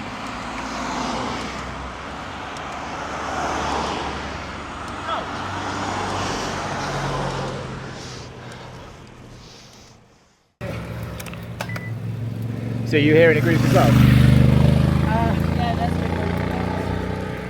good. Are you here with like Steve James? Do you know Yeah, Steve? yeah. Yeah. Well, Steve is, you know, there. How we doing, Liam? Hey, you boy. And you as fresh as a daisy again, huh? Hmm? And you as fresh as a daisy again. I've got lips like sandpaper actually. You see altitude. How are you? Great. Yeah? Yeah. Living life. Yeah, I think first 2 days I nearly died. Yeah. And coming down the descent today. Yeah, you were a man possessed. I got legs. I was like a road runner. It's great. Brilliant. Yeah, I got you on film actually. I'll have to send it over to you. Ah, good man. It was great. How you doing, lad? Good? Yeah, good. I'm with Zoe today. Okay. Hey, Zoe. How you doing? You know, surviving. I know the feeling. Not surviving. You're only a youngster. Pardon? You're only a youngster. Yeah. My grandchildren put up a video, you know, of their 2 little tricycles, and they said, we must ask Pops for the Strava so he'll know where we are. They're only 2. Oh, amazing. Ah, they're brilliant. They're twins. Whoa. Water. Right. About 2k from the top of the Galibier. Been an eventful last few kilometres. All was going really well with Zoe. Cruising along. She had a great time up the Telegraph. And then we're riding up the Galibier. About 10k from the finish, see someone strewn at the side of the road, lying down, and I realise it's Peter.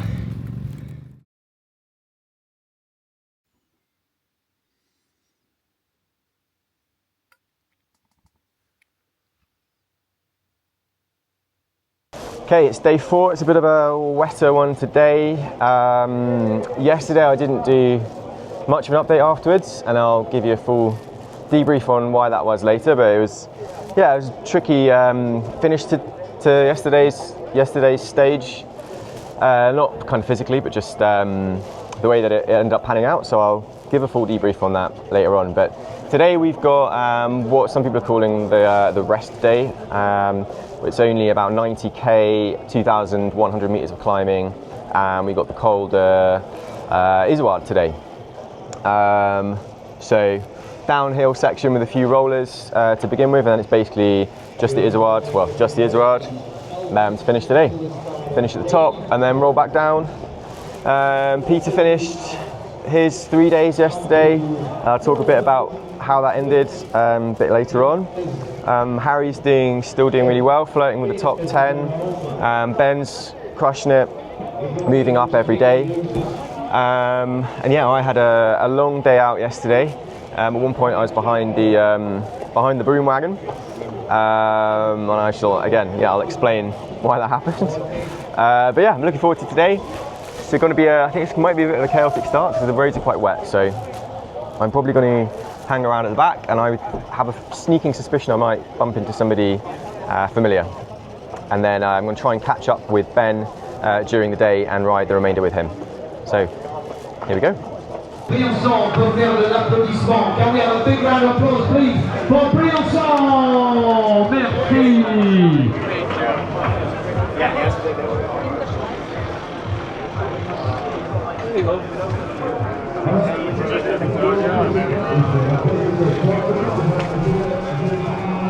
On the bottom slopes of the Izoard, we've just detached from a little group to wait for Ben, and we're going to try and do our best to help these guys behind us. Might not be very popular with those guys in front. No, we'll see how it goes. Dan, how's your Haute Route going so far? I kind of wish it was 3 weeks long because I seem to be getting better every day. But yeah, I mean, I think it shows how I've pretty much ridden within myself most days, and it just get better every day rather than going too far into the red each day. It definitely helps. And are you quite surprised at the level here? Yeah, I know for sure. I mean, it's epic that there's 500 people want to put themselves through this. You know? Yeah. It's an epic event. Everybody's like fantastic cyclists who, obviously it's an achievement just to finish this thing. And just the level throughout the peloton, the front, the middle, it's just it's pretty incredible and amazing to see so many people on bikes. Yeah, it's brilliant, isn't it? And it's a lot of helping people out, a lot of teamwork. It's a great atmosphere. I mean, that's what's really opened my eyes. Just a lovely group of people, everybody sharing a passion of the mountains and riding, and the level of camaraderie. It's just, it really is a special event. Yeah. Currently in a little group. Dan is very nicely reeling the lads in front. I've got Ben on my wheel. Stone. You can just about see them up ahead. Whoa. All right. Where are we? How far off are we? 6k to go, 7k to go. 7k to go. And the Izoard. Dan did a pretty mega turn through the valley. Pulled a group of about 30, back to another group of about 30. And then tried to help, but not too hard. A bit spicy. Two of us there. Two of us on Eck. Eck. Eck still with us. One chainring. There's one chainring. There's absolute dinner plate on the back. What have you got on the back again? 46. 46. 48 in the front. Woo! So, 8k to go, pretty humid. But yeah, pretty steady stage today, isn't it? Yeah. Just got to get to the top of the Izoard now. Yeah. Then down, that's the time section finished. For a lunch. And downhill to lunch. Lovely. Started in 10:30. Yeah. Mega. There you go. Woo. That's the top over there. Nice. Alright. Downhill.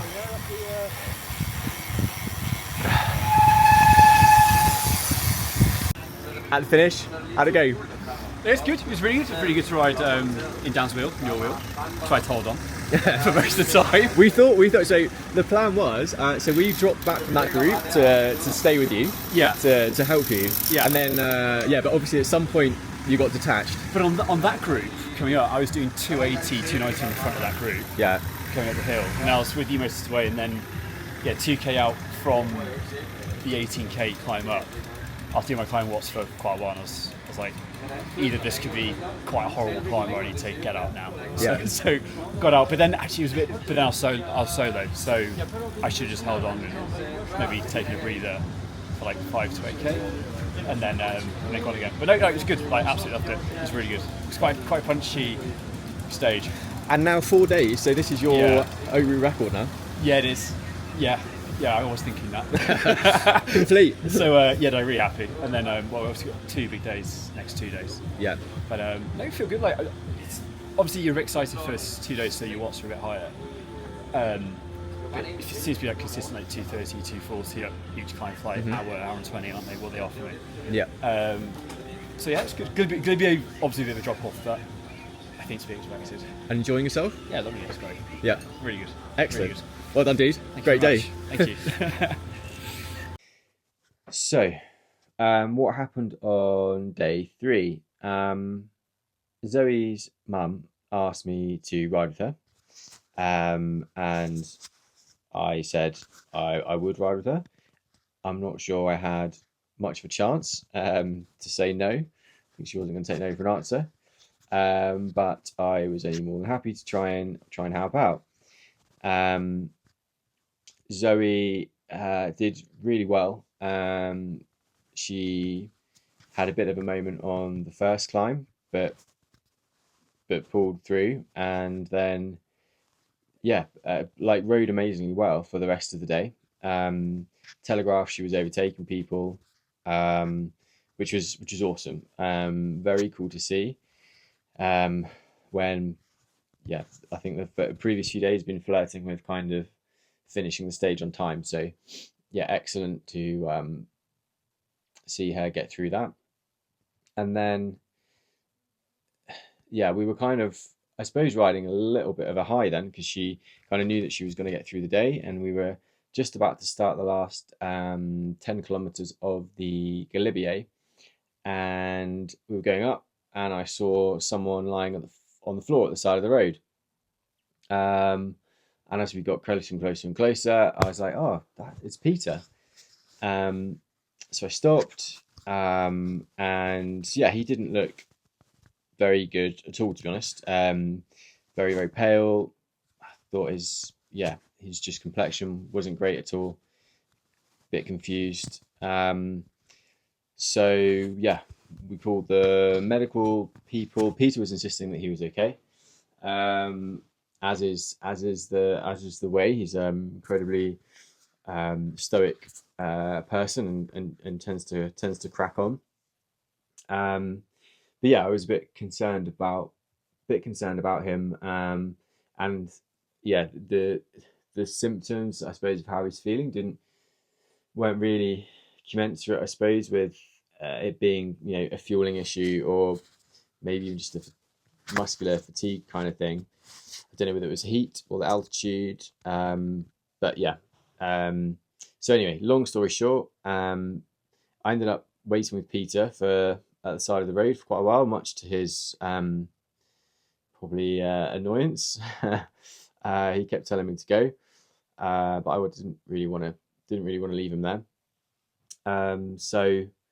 I waited at the side of the road and basically watched the whole race go past, to the point where the broom wagon was ahead of me. The Lanterne Rouge, which is the guy who rides around at the very back of the race, was ahead. And then they came along, and they picked him up, checked him over, put him on the bus back to the town, and I had to try and then crack on up the Galibier on my own to try and reach the back of the race, so that I wasn't I could start the next day. So that was kind of okay. The Lanterne Rouge is incredibly patient, and they go very, very slowly for people at the back. I suppose interesting emotions there, as Peter had worked so hard to be here, and I think in his eyes felt like he'd failed right at the last hurdle. But I think this is the way of sport. We choose these events because they're difficult and they're hard to do, and they challenge us in a lot of ways. And the danger can always be viewing it on that final, the final kind of result, and you ignore all of the amazing stuff that you've done in getting there. And for him, being here and doing this event and taking the start line and doing any of it is a huge, it's a huge accomplishment in itself. So everybody I've come across, spoken to, the other people that I'm here with at the moment, are all completely inspired by Peter, his story, how hard he works.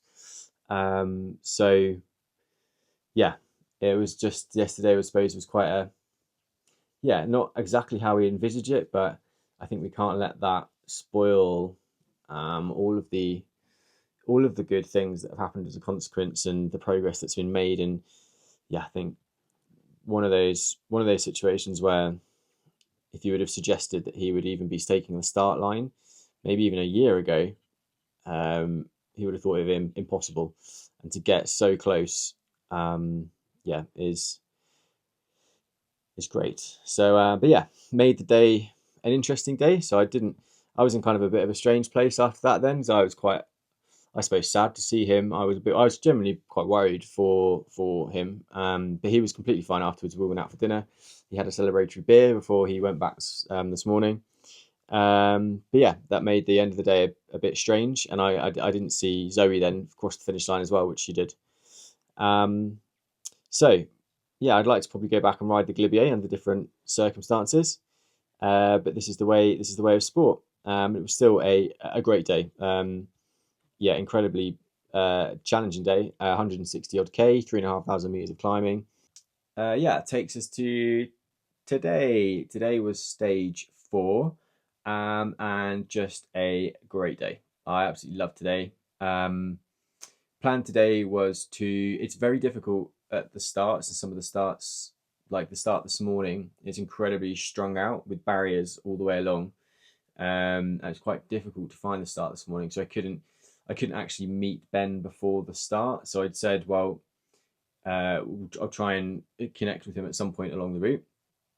And the easiest way to do that is to kind of start at the back and then try and work your way through. And I knew that if we took the feed stations relatively quick, and I know what kind of power and stuff Ben's doing on the climbs, I knew that I could probably intercept him at some stage. So when I went to the back, I found now become the familiar other face at the back is Dan Martin. And yeah, we rode, we ended up riding the whole stage together, and we did end up connecting with Ben just before the Izoard climb. And yeah, just a brilliant day, really.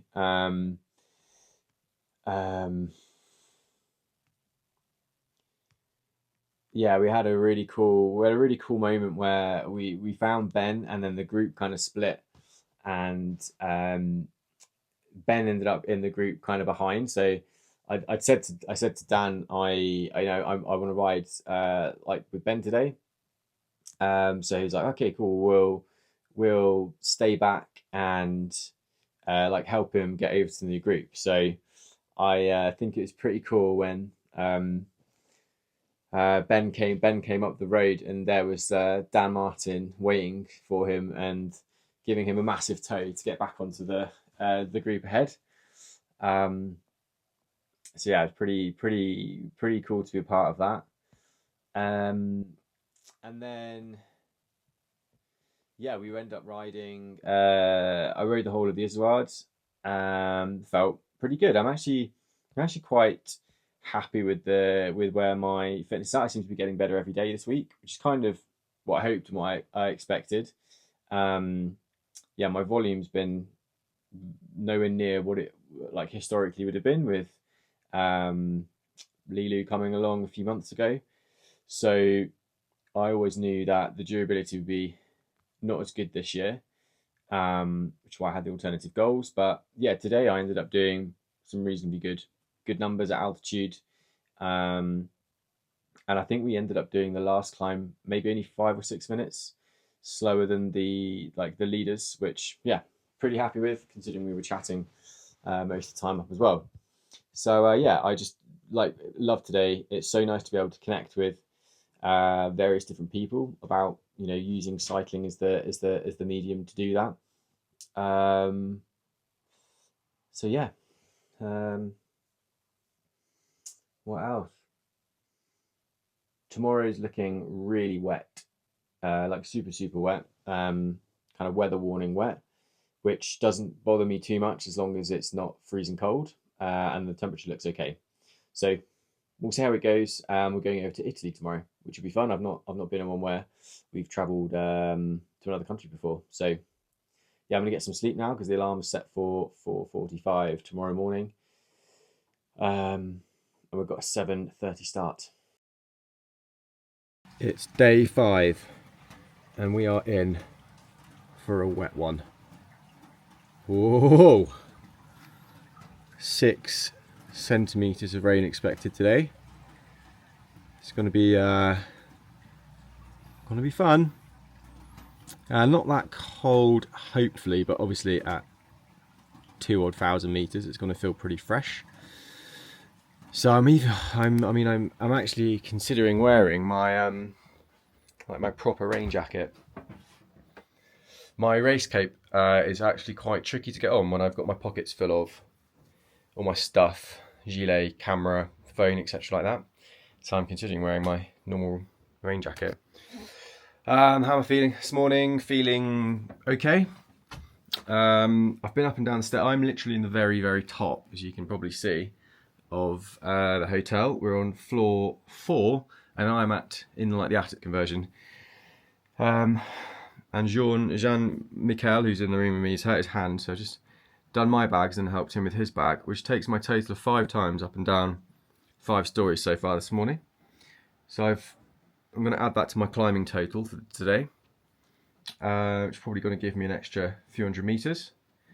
So yeah, I'm going to saddle up now, get the kit on, go meet Ben. I've just done my warm-up. Thank you very much, Anthony. Put in the old putting these bad boys on. Always gets the heart pumping. We've got some various. So what are we doing there? We've got bin bags on the feet with parcel tape. Well, some of our teammates actually have the best invention that you need to have a look. The bin bag. They're actually wearing condoms on their feet. Condoms on their feet? Hassan, can I have the scissors? Incredible. Yeah. Yesterday we were just like saying there's a thin line between the genius and yeah. So did they come prepared for action, or did they come? No, they're flavoured ones. We're not too sure, cheesy ones. How they get condoms on their feet is another question. Yeah. What shop they went to get them. I'll keep my eyes peeled for those today. Yeah. Well, apparently they put them not on in. his shoes. Oh, on his feet. Put them right on his feet. Oh right, well, that's a genius. That's a great idea. Yeah, no, I was a bit jealous. I saw that it was 9:30 when I went to bed, and I was like, oh, that looks brilliant. Maybe I should put my bag inside my shoes. Voilà. Maybe I need to make a hole for the head to get the. Yeah, thank you so much. Yes. Now, does that look like a cycling story? Hey, I love it. What a you are not getting cold. I am getting wet. You're gonna get wet though. We're all gonna get wet. Ah, happy days.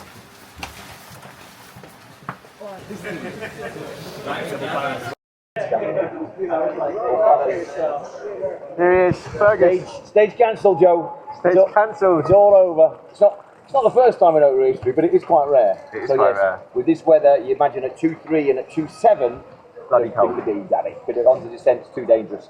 So we're getting coaches to take people to Cadeo. We'll move the bikes with the truck.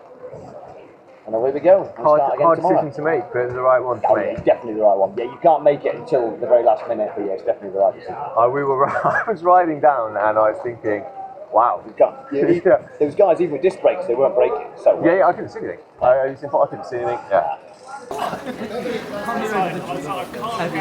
That's like when you go to school, isn't it, on a snow day. Are you walking into school and you get there, it's like, it's shut.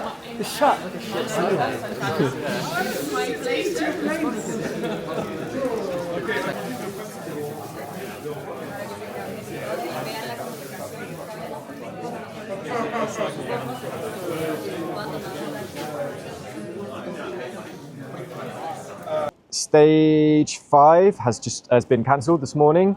I think everybody's in complete agreement it's the right thing to do. The weather this morning was biblical. I'm not sure I've actually ever ridden in rain. I was riding down to the start and I couldn't see anything at all. It's hard to even see the road, to be honest. For me, it was a choice between losing my contact lenses or having my shades on, and just trying to follow the light in front of me. And this is obviously, we're not very high here at all. We're only about, I think we're less than 1,000 meters altitude, and the Agnelle is 2,700 meters. So with forecast heavy duty rain on the top of that and a long descent afterwards, yeah, it's completely the right thing to do. But obviously that presents quite a logistical challenge now for the organisers, and they're all running around, ferreting around in the background here, trying to sort out how they're going to move the best part of 400 people from Briançon to Cuneo in Italy. It's a 2.5 hour drive. Obviously everybody's got a bike, they've got all of their luggage and everything with them. So yeah, a big logistical challenge. And we're kind of waiting to hear exactly what the plan is at the moment, but they've just started they're starting to load the bikes on that van behind me over there. So I think that the rough plan is they're going to ship bikes on their vans that they've got to move everyone's equipment. And then they are trying to source 5 to 6 coaches to get everybody there. But yeah, spirits are reasonably good at the moment. Everyone's very understanding of the decision. Nobody's contesting it. I think actually the police made the decision. They just said you can't go. So it's not even kind of taken out of the organisers' hands as well. So yeah, here we go. We'll see what happens.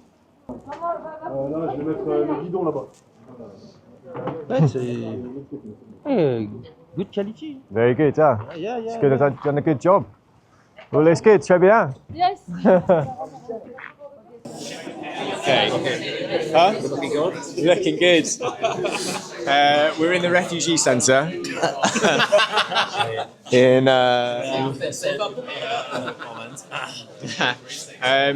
What are the thoughts? What's the emotions at the moment? I think it's probably the right decision to cancel the stage. I think on the way down everyone was pretty down and could have been a bit miserable, so I think it's probably the right call.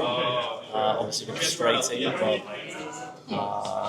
the right decision given it was a big day on the mountains. Yeah. Just betting in front of just waiting. Yeah. No, fine. Disappointed and slightly happy that we don't have to go all the way back. But no, disappointed. I was keen to get going again. Yeah. Definitely wanted to race today, but definitely didn't want to die through that. No, it's one of the things, right? Like we do these events and they're in challenging environments, and one of the risks, I suppose, of doing it is that you get something like this. And yeah, they said that they think they've got coaches. They'll let us know at 10 o'clock whether what's going on, basically. So. Yeah, hopefully. They all seem pretty happy. Make sure you get to the front of the door when the coach comes, so you can run on. I've just seen from the back. And next in the gear as well. The bikes look really good. As good as it could be, right? Yeah, I think they've done a good job there. Let's see when we get there. But it's going to be a mess, right? Because you've got guys going back to the hotel. So it's just people and bikes everywhere. Everywhere, yeah. It's going to be. I think we called it right to stay here. Yeah. Yeah. But also they've got to be out of the hotel this point. They've got check-in time. Like 10, 11, yeah. Now that we've got quite a lot of time on our hands today, just a bit. What we might do together in the future, but also the kind of things that we've done. How long we've been working together for 14 weeks? Yeah, 12, 14, yeah. So I've learned in the grand scheme of things, not that long. And what's happened in the last 14 weeks? I guess two things I noticed is one is just a lot more volume, because I did this 2 years ago, and the training I was doing, we couldn't really call it training. It's kind of a couple of hours a week. So just getting a lot more volume in, and just a lot more structure. So instead of just riding with friends and trying to smash those pieces, you're actually you're doing structure sessions with the end goal in mind, which I now see. So when we start doing 10 minutes, 15 minutes, building up to an hour-long effort, I now see it, well, not today, but 4 days in. It's, you know, it's a series of hour-long 90-minute efforts. Yeah. And knowing that you kind of got that bank behind you is quite nice. So you can see, I see all the method now. And what's been the result? Well, you know, where are you now versus where you were a few months ago? Well, we've never really done an FTP, have we? We did a critical power test, so we'd have to gauge now. But I think the improvement's enormous. I reckon my FTP was probably, or is it 260, something like that? I think it's comfortably over 300 by the time I got here, I'd say. Yeah. And yeah, I think just like the consistency that I can keep climbing. So I was looking, because we got loads of time today, at the Dolomites. And you see my climbs are like 200, 220 watts with a lot less load. And yesterday, 3 hard days of climbing them. Yesterday was a big climb, and I was doing, I think, normalised as 237. So like, yes, you just know and that's with altitude as well and everything like that. And frankly, a lot more fatigue. Yeah. So all in all, like, very good. You always want more, but like, yeah. but like, really, really happy. Like, it's amazing what you can do in 12 to 14 weeks. Yeah. Kind of makes me wish I should have got hold of you like 6 months ago, or maybe a year. But there's always the next one to have a crack at. Yeah, it's you can do things, and then you can do things quickly, and then we've just been chatting about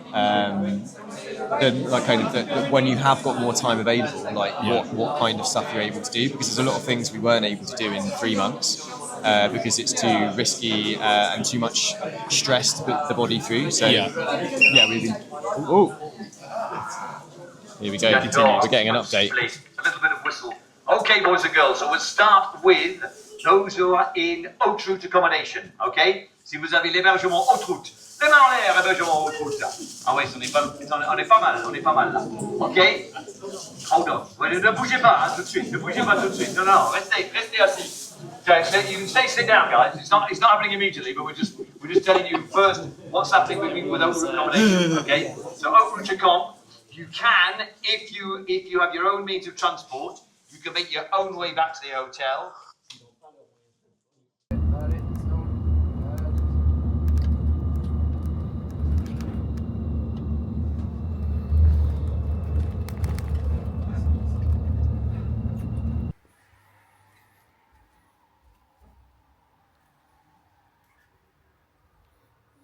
So we made it to Cuneo. Credit where credit's due. The guys from the Haute Route did a top job today. It is definitely no easy task trying to move the best part of 400 people and 400 bikes 80 odd miles across a mountain range into a different country at incredibly short notice. So I think we found out that the stage was being cancelled about 7 o'clock this morning, and by 10 o'clock there was a rough plan about what was going to happen. We're going to load the bikes onto all of the trucks and things that the Haute Route have got, and then they were going to bring some coaches, 6 coaches I think, to move everybody there. So everybody's in good spirits. It's obviously a shame the stage was cancelled, but the weather was extreme today. There was a red adverse weather warning in place the whole day, and saw some videos of people at the top of the Agnelle. And it looked pretty brutal. Obviously, safety is the priority with all of these things. We all love riding our bikes, but we also all like being alive more. So, everybody in good shape. And we've kind of got one big road stage left tomorrow before the time trial on Saturday.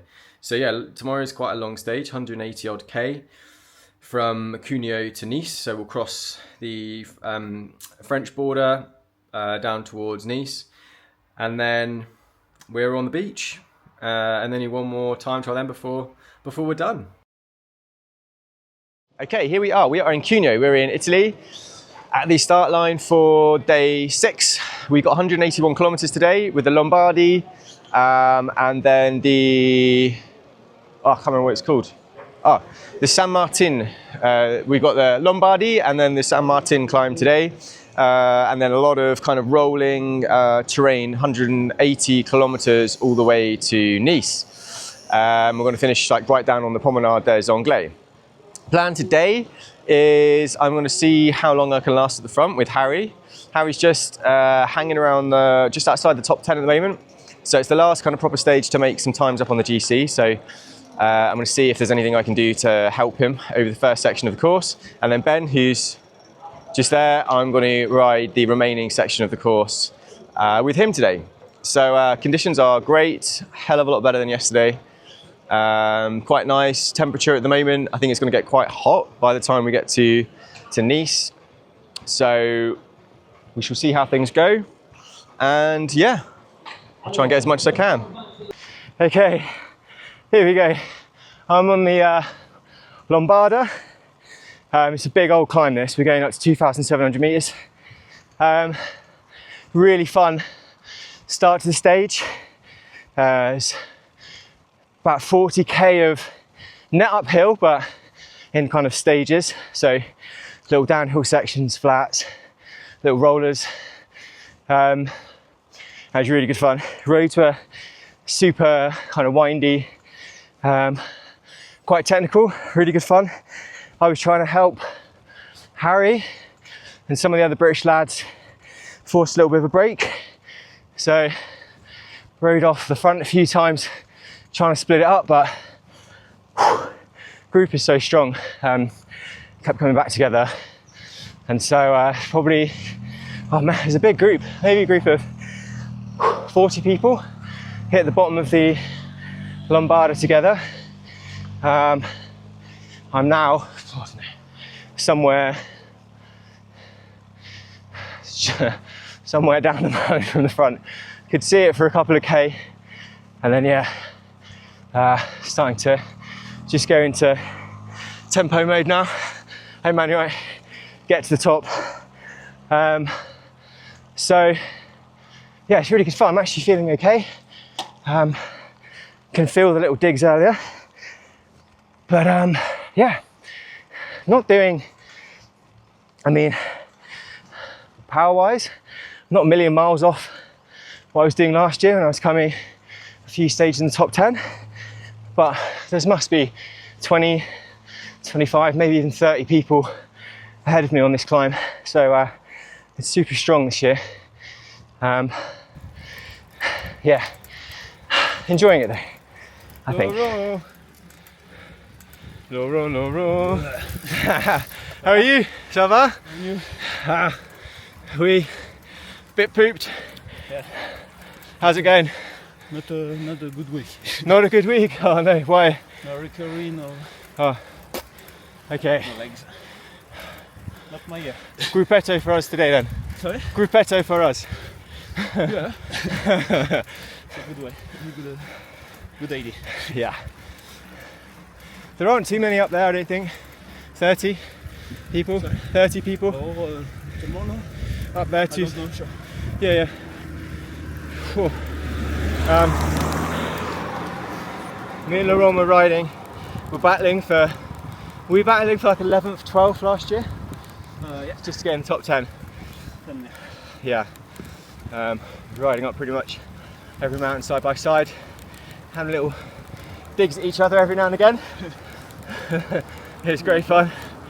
And now we find ourselves riding together in the middle of the bunch. Cool. But found Ben on the Col Saint-Martin. I think you're doing a big ride today, Ben. So far. I think you're big smoothie. Jumping up the order quite a bit, I reckon. Think? I don't know, we'll see at the end. I'm trying to think about it. No, yeah. How are you feeling? At the moment, okay. Joints are sore. Yep.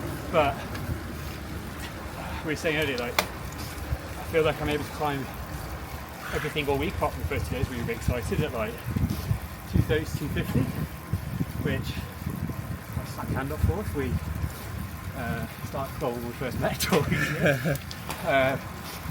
I don't enjoy the climbing, and as soon as you hit the end, you're like, oh, that was the best thing ever. Yeah. I've done it like 10 times now. It's the same feeling. This in my head is a slightly nice to climb at like 6%. Pretty. Yeah. But it was a long way, so keep it steady.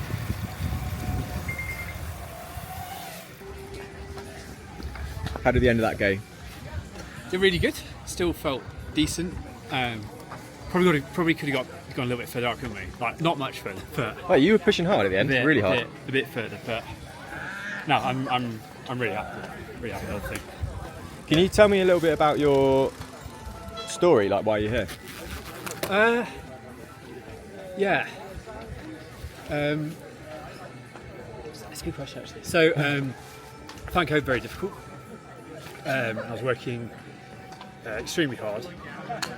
More hours than I've ever worked in my life before. And I was in a one-bed flat and I just needed to decompress quite badly. So I rode the bike and I was like, well, if you're having a bike, I'm buying a bike. And so I just fell into it and kind of get going, and yeah, it kind of just levelled me out. I used to play lots of cricket, and then I moved to London, completely stopped, so I kind of worked the city, got probably about 10 kilos heavier than I am now, and just wasn't, very happy with it all. And also during COVID actually, my best friend died as well actually, from COVID from out of nowhere. And I think cycling is much the only thing got me through, to be honest, because I know it's just you and you can process things a lot better than you can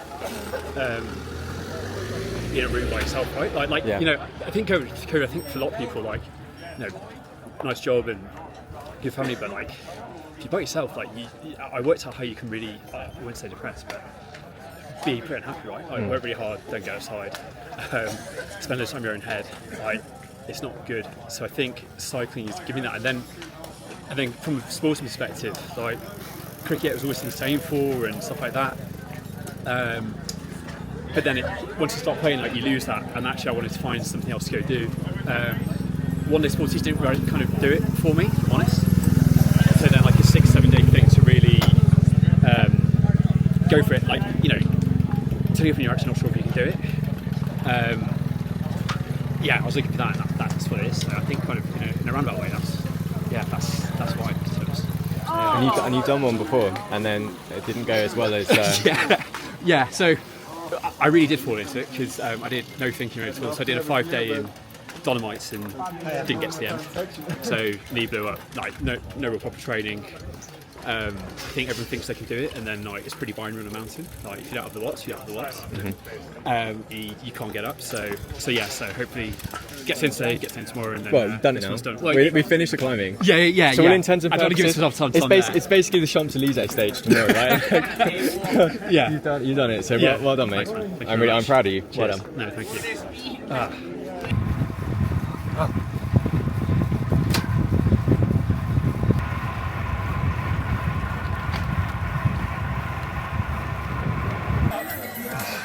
Smashing that. That Tom. I'm happy you didn't let me back off. Yeah. Well, I hated it, but but I was happy that you didn't. Oh, you're pushing all the way to the end, dude. That's awesome. 6 hours in and still crushing it at the end. It didn't feel like 6. 3 or 4. I was really amazed when I looked down. That's awesome. Yeah. Right, let's get some food and drink. Yeah. Here we are. This is Umberto. Umberto is the director? Yeah, absolutely. The chief. The big one. The big man, yeah. We're on the morning of the final stage, stage 7. We're in the beautiful city of Nice. Umberto, how's the week gone?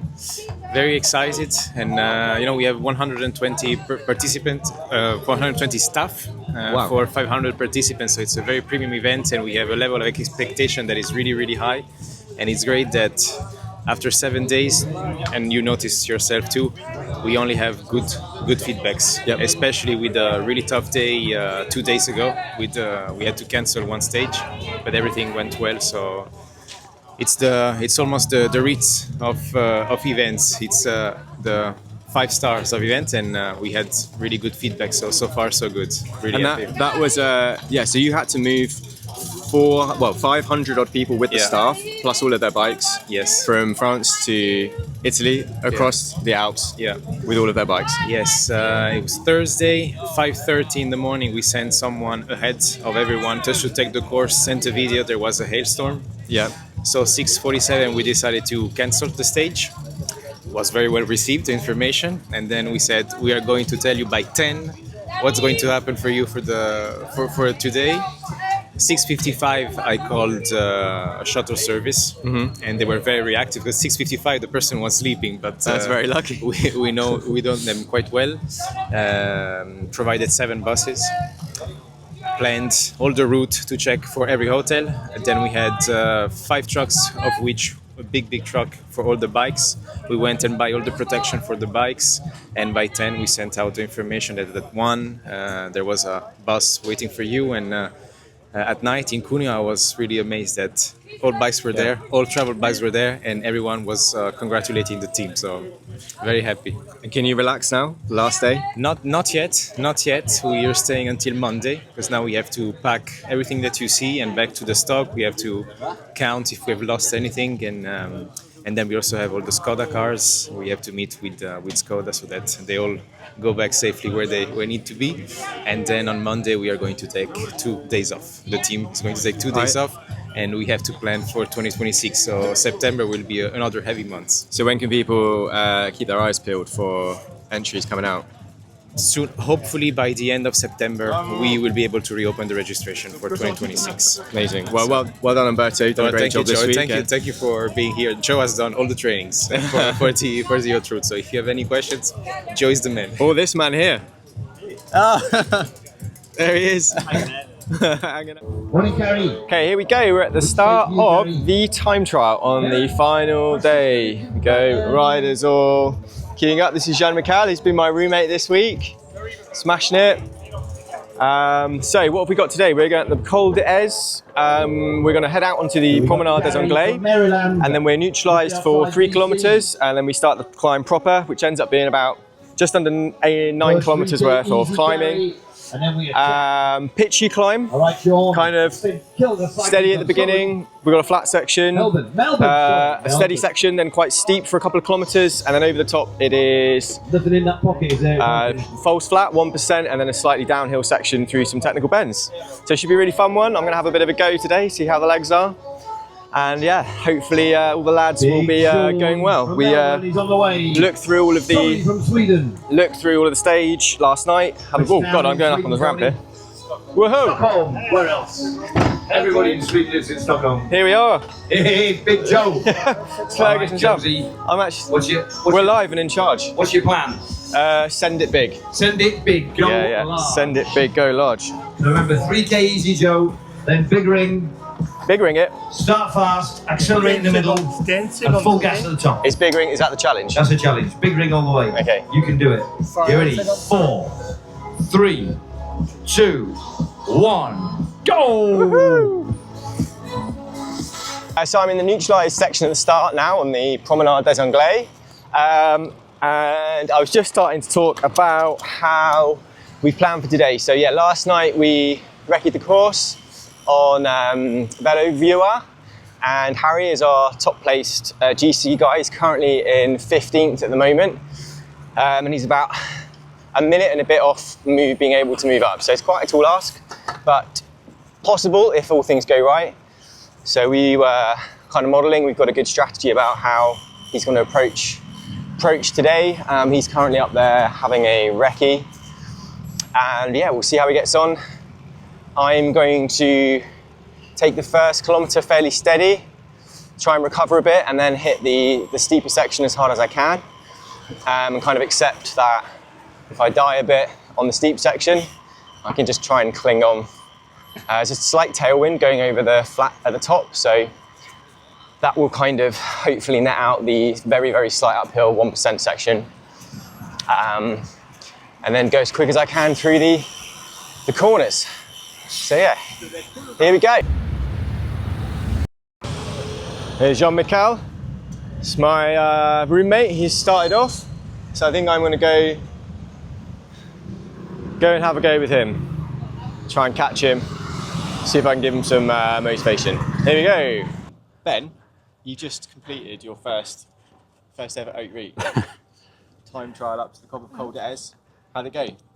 Yeah, no, really happy. Did my best ever 30-minute power, which is about 3:10, 3:11, which is well, I'm super happy after 5 stages before. So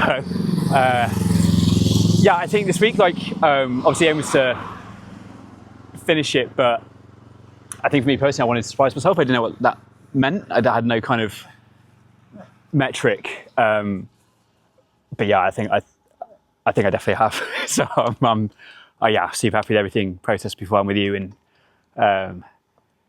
yeah, I definitely leave knowing that. Yeah, I don't think I could have done much more on each day. So yeah, no, super happy, really happy. What are you going to do tonight? Beers. recovery. That's one for me. Yeah, exactly. Ben and I have just finished the TT and we've rolled down a little bit and we're waiting for Harry to come up. Give him a big old cheer and a bit of encouragement for the last couple of kilometres.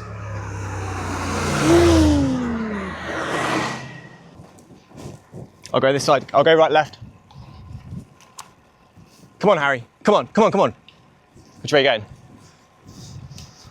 going? Go. Come on.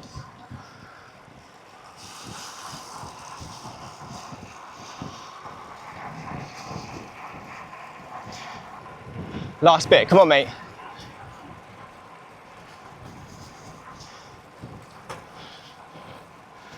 Come on, Harry. Let's go.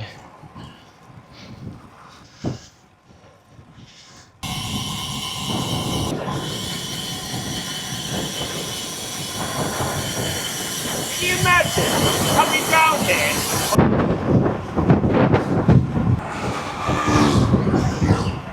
How have you found the whole week? Satisfying, but tough. Tough. Mentally tough. I think it's riding is only half of it. There's the sleep as well, and the organising yourself, the nutrition. It's not just riding a bike for 7 days. You couldn't operate to the best of your ability if that's all you thought about. Yeah. So it's all encompassing as a week. Yeah. But good. So can you just talk us through a little bit around like the story of the week and like how it's gone and where you are now? And yeah, I mean, I think we came into the week maybe a little undercooked. I had an illness, so not the best, but we'd done a lot of hard work before then, so you're just kind of having confidence that coming into the event, the legs and the body would kind of come into their own, which they did. But yeah, starting off with the week, just kind of rode more to feel than anything else, and just followed wheels and just looked to see where we would finish. So I think we were kind of fighting for the top 10, weren't we, at the start of the week? And then, yeah, it became a trend, I think, in the first few days where we were leaking time above 2,000 meters. So it was just kind of damage limitation on those areas, and then where could we make up time on the lower climbs. Yeah. And how has it finished? Well, I'd say, yeah. Like, yesterday the legs really kind of came to me, and we were in the top probably 6 or 7 the whole day, and could actually give some pain out instead of just taking it, which is nice. It's a nice position to be in. Yeah, and same today, like up Col d'Ez, pushing on and looking down at the watts, which to be honest, the first time this week almost, like most of the time you're on wheels, but on your own, looking at watts and having confidence that the body is responding, which it did, was good. So yeah, I think we found a bit of time, and it's a lush climb as well. So. And in terms of your training leading up to this, what was your favourite session? What was my favourite session? Well, probably a bit contradictory in that beforehand it looked like the most intimidating session, but I think it was a 4-hour ride with 6 by 10 minutes at full gas, which, 300 odd watts for me, and seeing that I could do the session afterwards. My expectations were probably 10, 20 watts less than what I actually did. So doing that and realising that the form is there is really nice. And I also enjoyed like the longer tempo stuff. That's nice. Like you get home and you've averaged a nice average speed. That's always fun. Yeah. And what was the worst? VO2. I hate the VO2 stuff. So just because it is pure pain, and you also know that if it isn't pure pain, you're not doing it right anyway. It's not. Whereas with the threshold sessional tempo, you can be in the power zone and actually feel quite nice, whereas with VO2 it is just suffer for 20, 25, 30 minutes. Yeah. How did you, you've done an Haute Route before. Yeah. How did you approach your nutrition this time versus when you trained and ridden races before? I think it's just being more mindful of it. It's just the principle of what you're giving your body is directly related to how you're going to perform and not turning a blind eye. I think previous year, just was eating as much as you can and thinking that's fine, but not really being aware of what that is and the composition of it. And this year, certainly with the shakes, really hammering those in the morning. I think getting 1,200 calories in a shake in the morning at like 6 a.m. is a lot easier than trying to do 1,200 calories of porridge or something like that.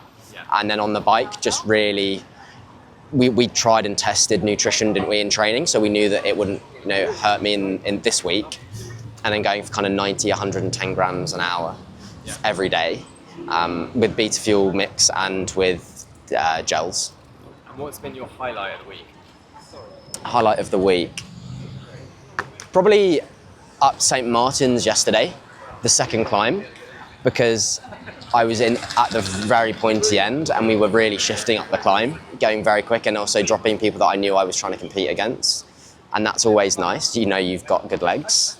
And having suffered earlier in the week, big time, where I happened to be in terms of the competition in the week, especially on the longer climbs where I was almost on my own, like I was just losing the front 8 or 9 guys in the last few K, but also being quite a bit ahead of everyone else. So you know that it's a real sufferfest. But that climb being, like I said earlier, giving the pain out and gaining time on people is fun. And what was the lowest point this week? Probably Galibier, purely the altitude. Like I think going into the Galibier, we'd already done 2 climbs that day. So I think I remember looking down at the base and I'd already done 2,500 kilojoules. Again, probably 15 of us in that front group at the base. And at about 1,800, maybe 2,000 meters, just the watts really dropping and the perceived exertion versus what power I was doing was massively off. And there's not a lot you can do. And I think there was about 6K left with a headwind, and the Galibier at the top, people that have ridden it will know, there's quite a few hairpins, so you can just, not only can you see the time you're losing to the guys in front, but also the guys behind that are potentially catching you. That was tough. Yeah. And you've had Johnny with you this week, haven't you, supporting you? Yeah. And we've obviously had like a little group of us as well. Do you think it's what's it been like having a bit of a team squad or having someone to support you? Yeah, huge. Especially where the weather is terrible. Mentally knowing that you've got that fallback, I think it makes you less likely to, I don't want to say quit, but mentally check out, because you know you've got that fallback and then you're less likely to use it. Having someone there to support you with the nutrition, check into hotels, all those things, it's really nice. And then in the evenings with all of us as a team, it's been really, really fun getting to know some of the other guys and just have a bit of a chat about the day. Everyone's having very different experiences. And it's nice to hear those. It's not just about your own day. And sometimes you'd roll in thinking you've had an absolutely horrible day or really suffered, and then you speak to the other guys and you're like, no, okay, it's not just me. For them, yeah. And vice versa. If you've had a bad day and they've had a great day, it's nice. Yeah. And so we're last day. What are you going to do tonight? Have a beer, maybe. Haven't had a drink in a good amount of time. Not have a pizza. I must be on nearing double digits for pizzas this week. Have a steak or something, and maybe not think about the bike for a week. Very well deserved. Well done, mate. Thanks. Hey everyone, so that ended a little bit abruptly there in the south of France. We all ended up going out and having a really good evening. A few beers at the bar with the chaps that I was riding with, and I ended up sharing an ice cream with Dan and Jess Martin's beautiful little girl. So a thoroughly great evening. I'm actually recording this several months after being in France for the Haute Route 2025. And yeah, it's funny watching this back. It's the first time I've done a vlog like this. So I suppose the take home message from me was this year was different. I wasn't there to race. I was there to enjoy the experience of cycling in a beautiful place and supporting those that I've worked with, some of them for years, some of them for a matter of weeks, to get the most out of what is a truly incredible experience on a bike. There are a few moments that have really stuck with me since. Finding Peter at the side of the road is one of the big ones. He's actually coming back again this year. I'm recording this in 2026. He's coming back to do the full 7 days. So he hasn't let that experience put him off, and he's coming back for more, which is amazing. Ben's transformation over the course of the 14 weeks that we started working together beforehand was incredible. He went from an FTP of 260 watts to plus 300 watts and having his best day ever on the bike in the Haute Route. That was an incredible thing to witness. Harry, we had mixed emotions. He did unbelievably well, came in slightly cooked because of illness, but this is part and parcel of what happens with endurance training. So it was great to see him perform and have some exceptionally good days out there. And there's still more for him to chew off from a performance angle, but as you can see from the video, he had a really good time. And then yeah, riding with Zoe, and the video that the Haute Route have since put out, it's been seen all over the world.